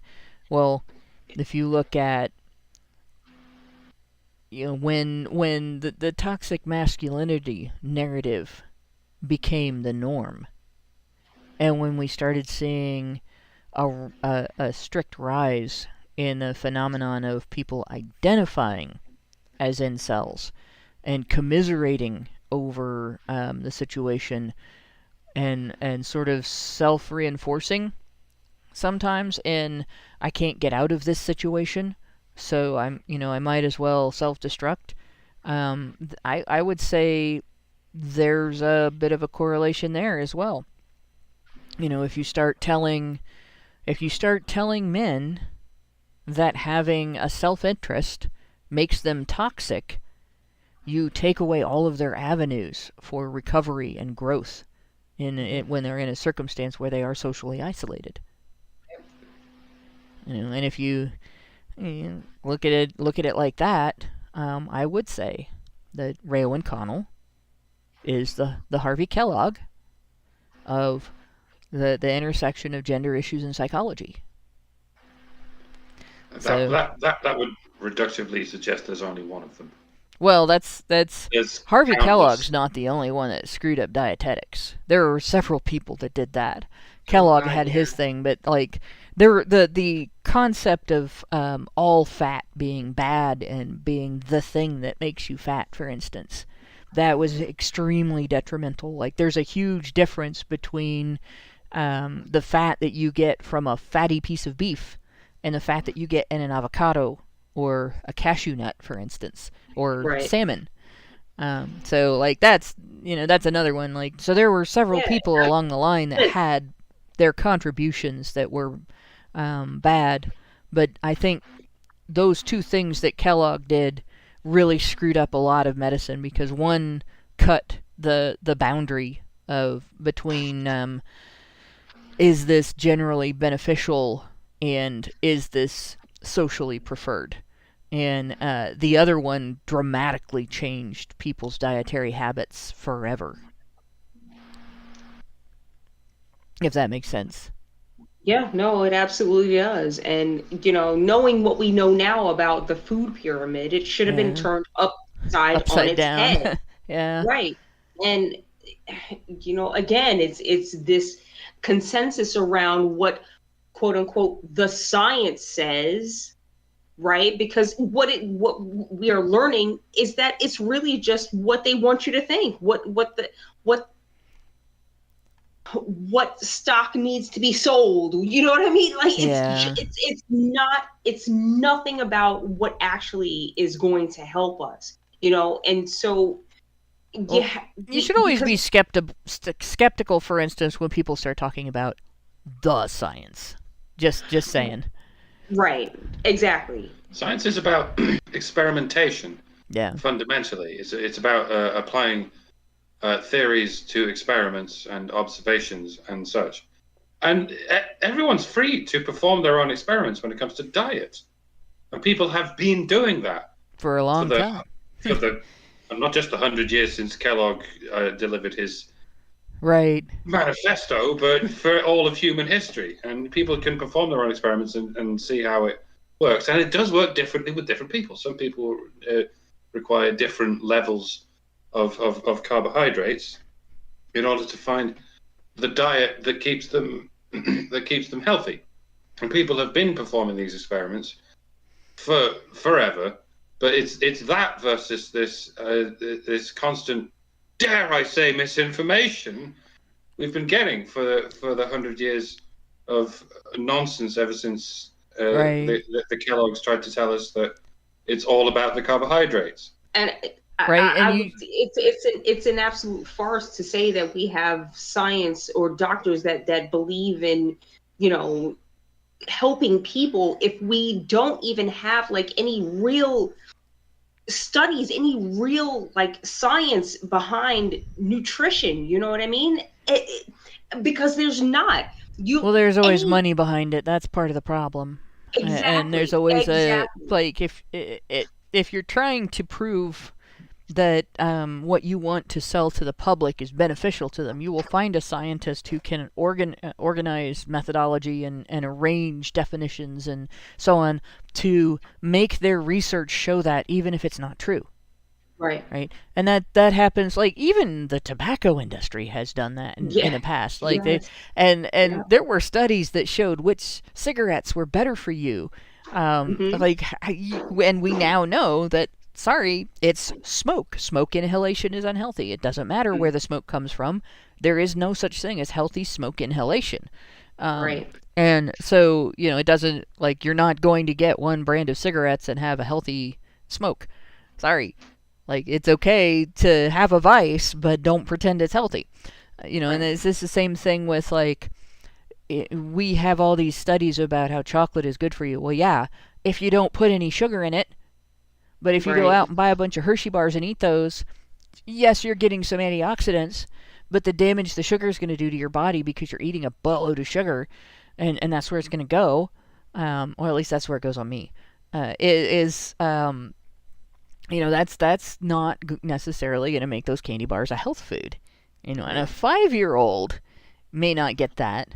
Like, which I had to deal one time at work with a phone call from my mother so I could explain to my kid that just because I read an article that says that chocolate is good for your heart doesn't mean he should eat his Reese's Cups before his dinner in case he wouldn't have room for the Reese's Cups later on. Just in case. 5-year-old logic. Red wine. Right? Yeah, red wine's good for your heart. It has antioxidants, but a glass for dinner is good for you. Like a gallon is not. Not so much. Yeah. And I say the same thing about, like, dark beer as opposed to, say, wheat beer. Dark hops, and it's the sulfur in it is good for your heart. But again, that's a beer, not a 24-pack. Unless, like, I had a family friend that had a 6-pack a night, didn't get tipsy or anything, but if I told you his last name, you'd be like, oh, that guy's German. So he had some evolutionary predisposition to be able to handle a little more beer. If he'd have done that with maybe whiskey, it might have hit him differently. But in any case, yeah, all of this stuff, like, we look at this, and our society will debate this stuff in terms of dietetics and other physical health. Like, people will be really open to listening to, well, we have this information, but there's also this information.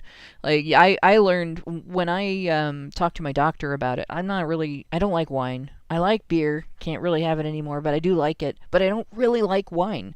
And I'm like, do I have to drink wine to get the effect? And he's like, well, you could get it from grape juice, but grape juice has a lot of sugar.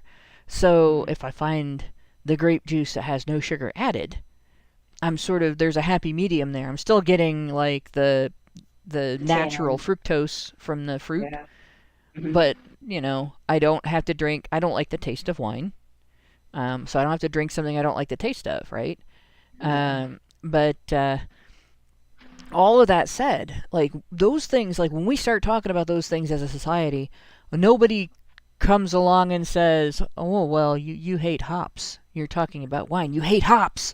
Shame on you. No. That's like, that'd be weird, right? But as soon as we start talking about, well, these are the experiences that have resulted from this narrative that a particular behavior is bad only when males do it. And it's maybe it's not a bad behavior at all, or maybe it's a bad behavior, but it's also bad when females do it. And we start debating that, people are like, well, you hate women. No, we're talking about behavior. We're not talking about gender. We're telling you that if we're talking about behavior, gender is kind of irrelevant. Either the behavior is bad or good, or detrimental or not detrimental, harmful, not harmful, beneficial, not beneficial. We got to take the gender out of it. And as soon as we start talking about taking the gender out of it, we're accused of hating women. That is where I guess you couldn't find an equivalent to Harvey Kellogg, because gender identitarians are worse.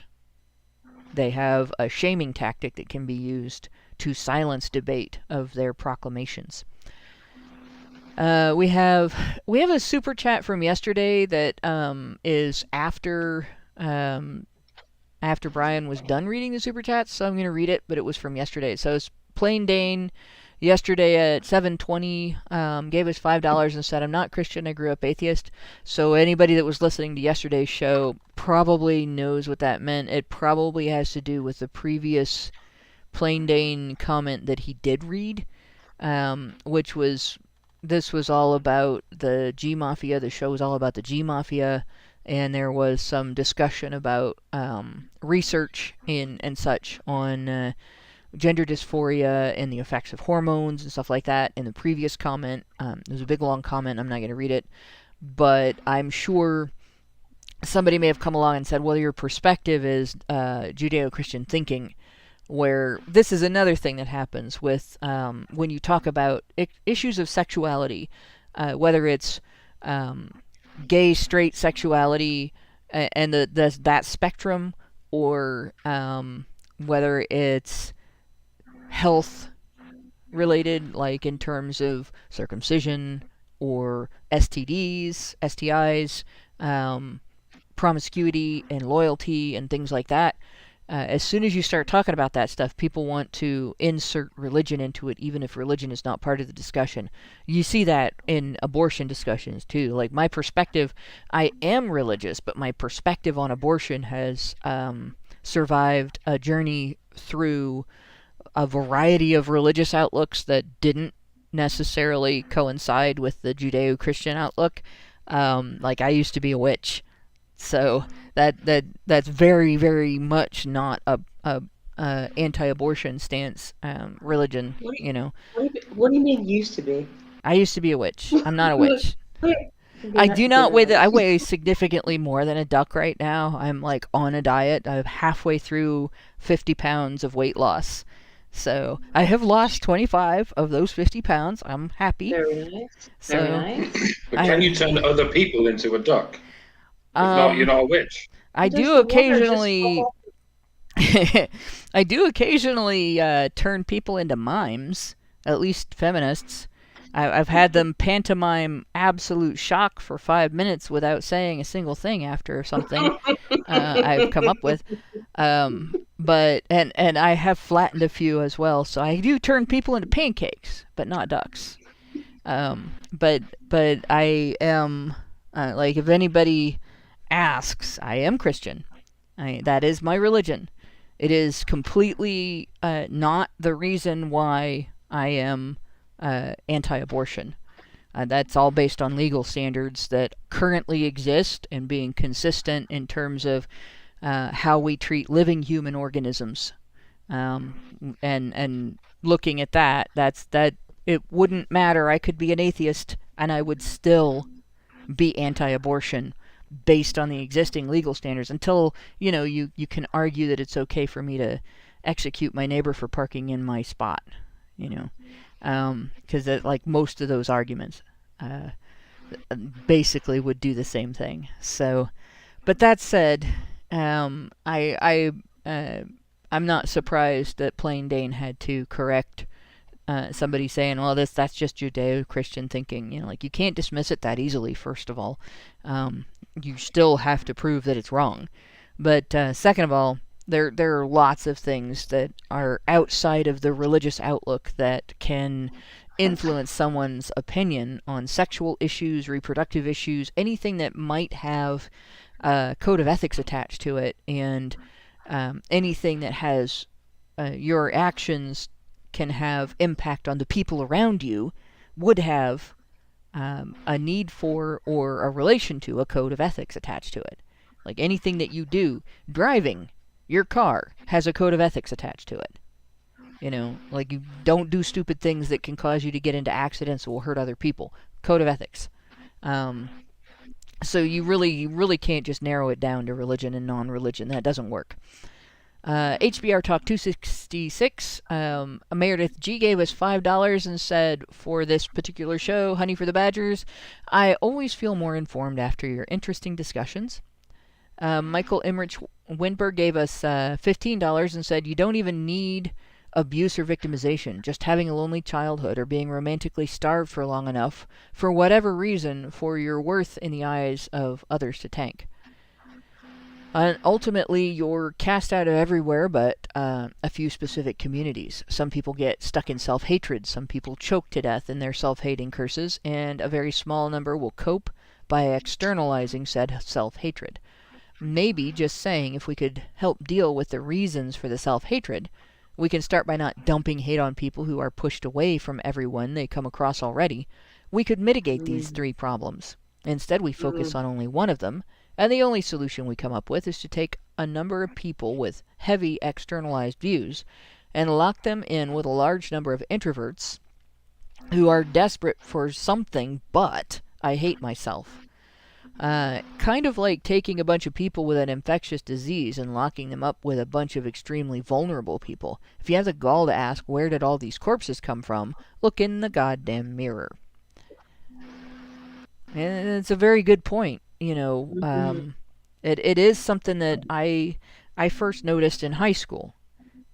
Being not popular can make someone unpopular, meaning that you don't have to be disliked. You just have to not have evidence of being socially included. And it snowballs. Or be disliked by the right person. Right? Well, just having one 10-foot pole mark on you is enough. Like, everybody gets out their 10-foot poles. So-and-so doesn't want to associate with that guy. Well, obviously we shouldn't either. And it's compounded by, women's in-group bias and their clustering behavior. So if Susie is nervous about this guy, Julie doesn't ask for evidence. She just becomes nervous about him too. Without any reason. Other than the fact that Susie is nervous about him. Susie might just be high-strung. Right? Or Susie might be an asshole. You never know. Susie might be related to him.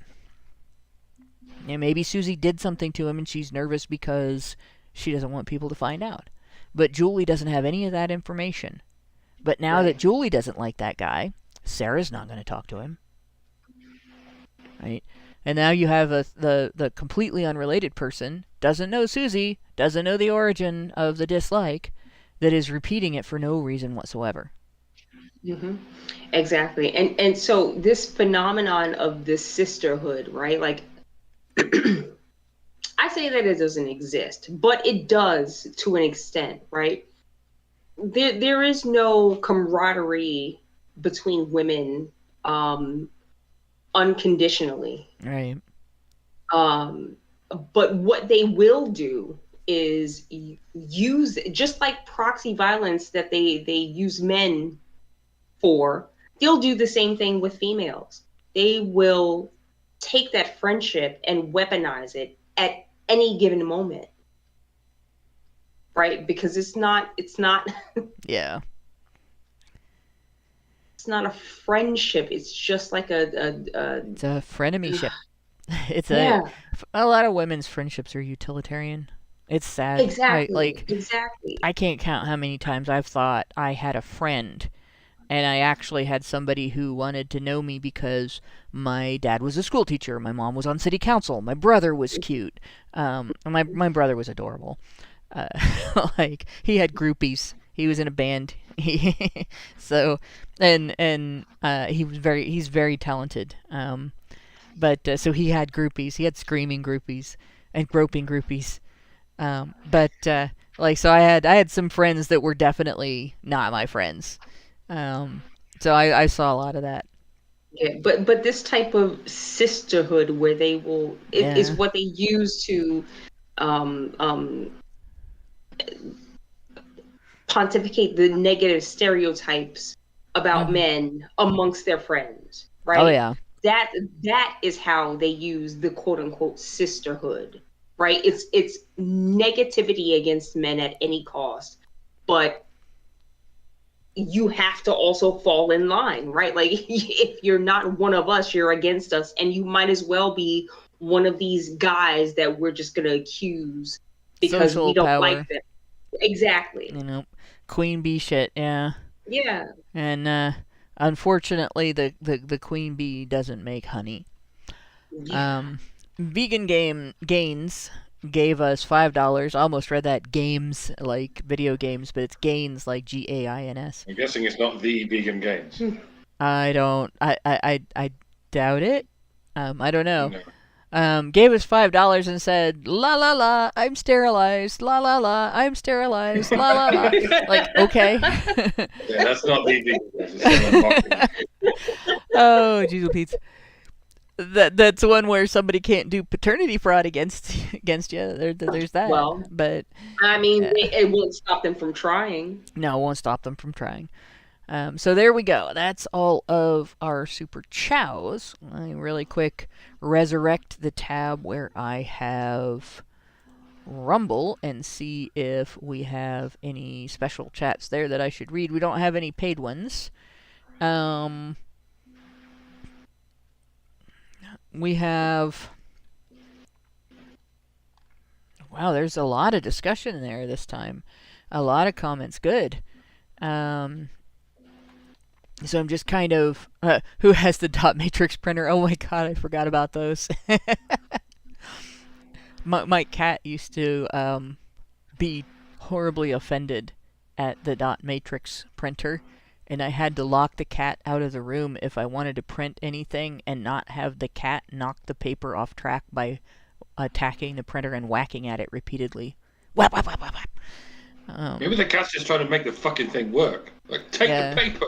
Well, that was another problem. Like, all of a sudden, it would just stop feeding. You're like, what the fuck? But then again, my first laser printer was like super slow in comparison to today's printers. It printed 4 pages a minute. My dad had one at the same time that was lightning fast by comparison. It printed 8 pages a minute. But yeah. We did have some interference. I think it was microphone interference. I couldn't figure out what was causing that noise. But I don't think it was at my end, so there wasn't really anything I could do about it. Let's see, we have... Wait, you can only display expression upon knowledge of intent and context of displayment. Okay, so I think that was when we were talking about, maybe therapy.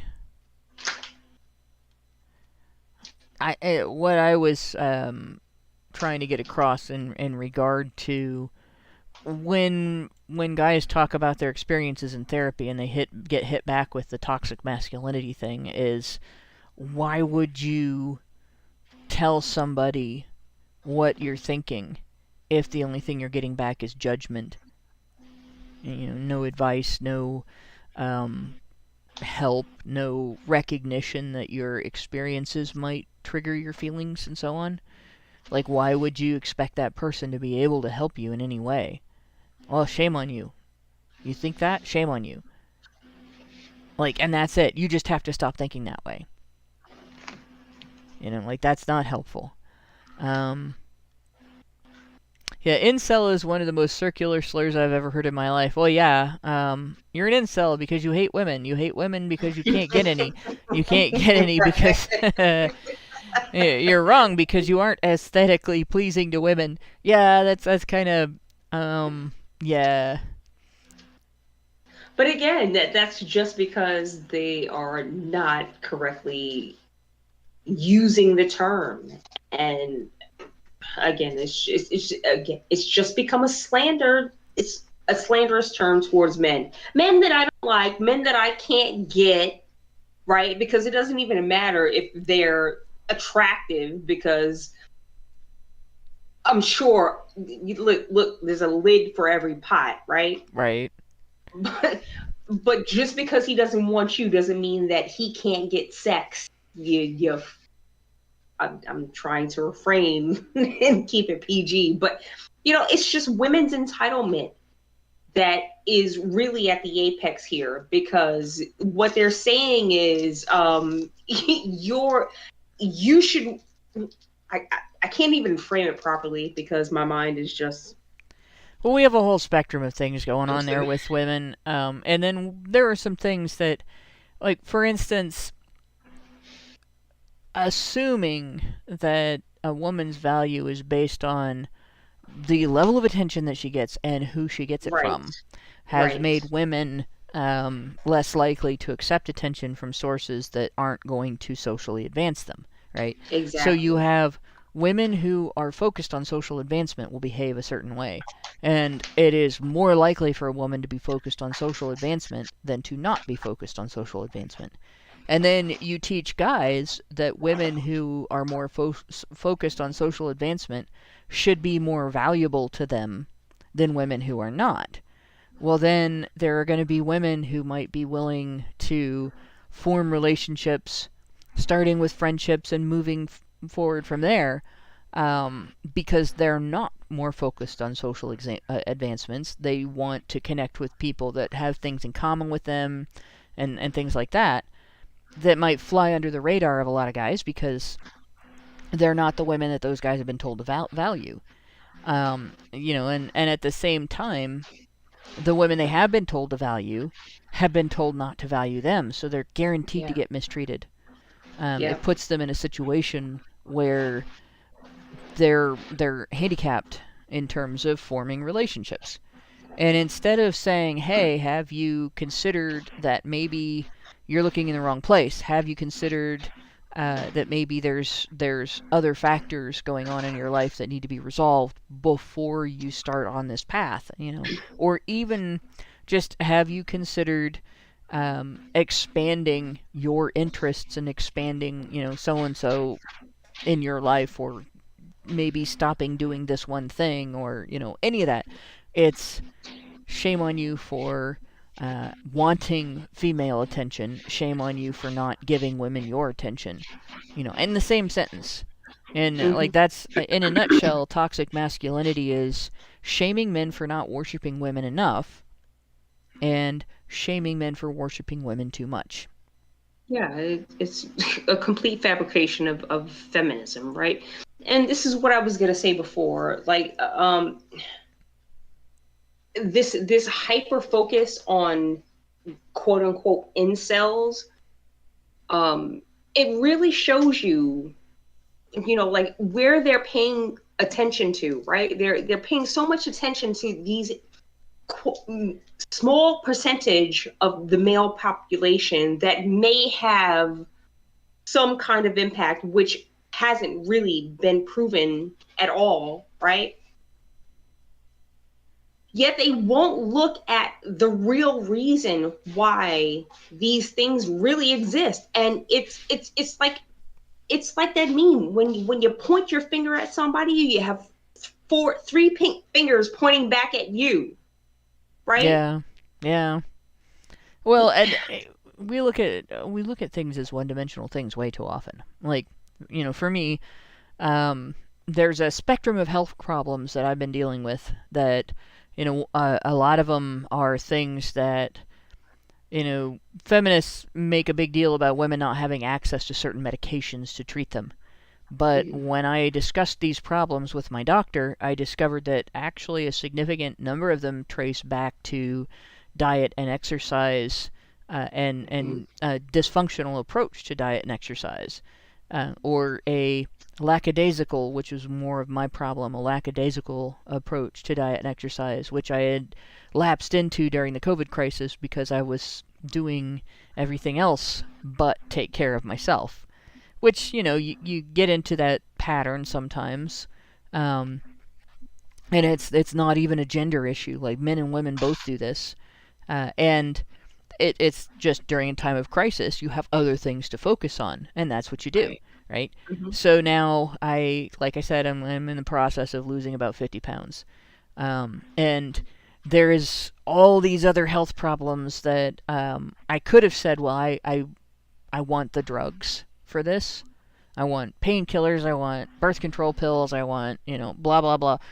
Or I could have explored my doctor's advice and started working on the underlying cause of those problems. Well, that's what I did. And I've noticed that he was right.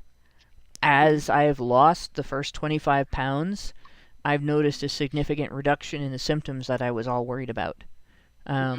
So there's other things going on. Like, I've actually had to take a medical DNA test for some things, and it's a 10-week waiting period. So, like, I have no information on that for anybody. But a lot of times when you see a problem like that, like, basically my doctor said all these things might be happening to you because you're too fat. Let's take care of that. Let's get that out of the way, and we'll do this other testing. But let's eliminate that, because if it's a cause, you could have relief without throwing a bunch of chemicals into your system again. And women don't listen to that most of the time. Most women are like, you just called me fat. You asshole. Period. Like, Women don't listen. Right? They don't want to listen. They think they fucking know everything. They don't want to be wrong. Right? And so when women get into a situation like that, they get trapped in it. Right? Now, if you look at the incel phenomenon, right? Some people are in that situation for some reasons, other people in that situation for other reasons. The things that I could ask for drugs for can be caused by being too fat. There are other types of health problems that can also cause them, but if the person coming in seeking help for it is fat, that's the first thing you look at, because it's the most likely cause. You eliminate that cause before you go on to those other causes, because some of those other causes require more intrusive treatments. Imposing chemicals on the body is a more intrusive treatment than improving your nutrition and getting better exercise is, and it's the same thing with, if you look at people who are, maybe their marriage is on the rocks, or people who, like incels, are going through a period of time where they're socially isolated. Any of those different things that can happen with somebody, a person who has gotten into a pattern of dating people that treat them like shit over and over again. And that's male or female. I've seen it happen to both sexes. There's always an underlying cause to that. It's not always the same with every person, but you look at the details of their life, and you can find those causes and help them alleviate the cause. Getting rid of the cause, or coming to terms with the cause, and having a more functional response to the cause can then solve the effect, right? Yeah. But instead, what do? We start stereotyping. We start lumping people in together. We start throwing accusations at them. We start pathologizing normal things about them, like caring about themselves, caring about how people treat them, caring about how people view them, and so on. Like, those are normal human behaviors. But as soon as incels do it, it's self-centered, or entitled, or otherwise dangerous and scary and misogynistic. You only care what women think of you because you're a misogynist. Like, just stupid. Right? So I guess that's partly why I wanted to explore the article we went over. It's why I wanted to explore the research. We're going down a very dark path in terms of how we treat people who are experiencing psychological pain and suffering and social exclusion due to a wide variety of causes that may be completely unrelated to each other sometimes. And we're narrowing them down to this one tiny percentage that does that have a particularly dysfunctional response that has outside causes that have nothing to do with being an incel. So that's something that we definitely need to see stop. But with that, I think I've got all of our super chats done. I've got all of our... I don't see any super... whatever the Rumble rant, the paid Rumble rant is called. I don't think there's a special name for it. And that's all of our super chows as well. So I'm going to take us out of the show. We'll get started on the after show, the patron-only after show. And I picked, for the patron-only after show, an article that's kind of, sometimes I go lighthearted, sometimes I go rage fuel. This is sort of in between. This is stupidity, feminist stupidity. So the title of the patron-only after show is "Cheating Equals Feminism?" ? In the HBR Talk 266 patron-only after show. And that is as far as I'm going to tell you. I'm not going to tell you what the article is. If you want to find that out, then go to feedthebadger.com and look through our menu and find out how to become one of our patrons. And you can join us in the patron-only after shows. So there. And with that, I will thank everybody who listened to the show. Thanks everybody who was here for the discussion. And thanks to everybody who works in the background to make HBR Talk happen. And good night, all. Men's rights activists are machines, dude. Okay? They are literal machines. They are talking point machines. They are impossible to fucking deal with, especially if you have like a couple dudes who have good memory on top of that too. Holy shit, you're fucked.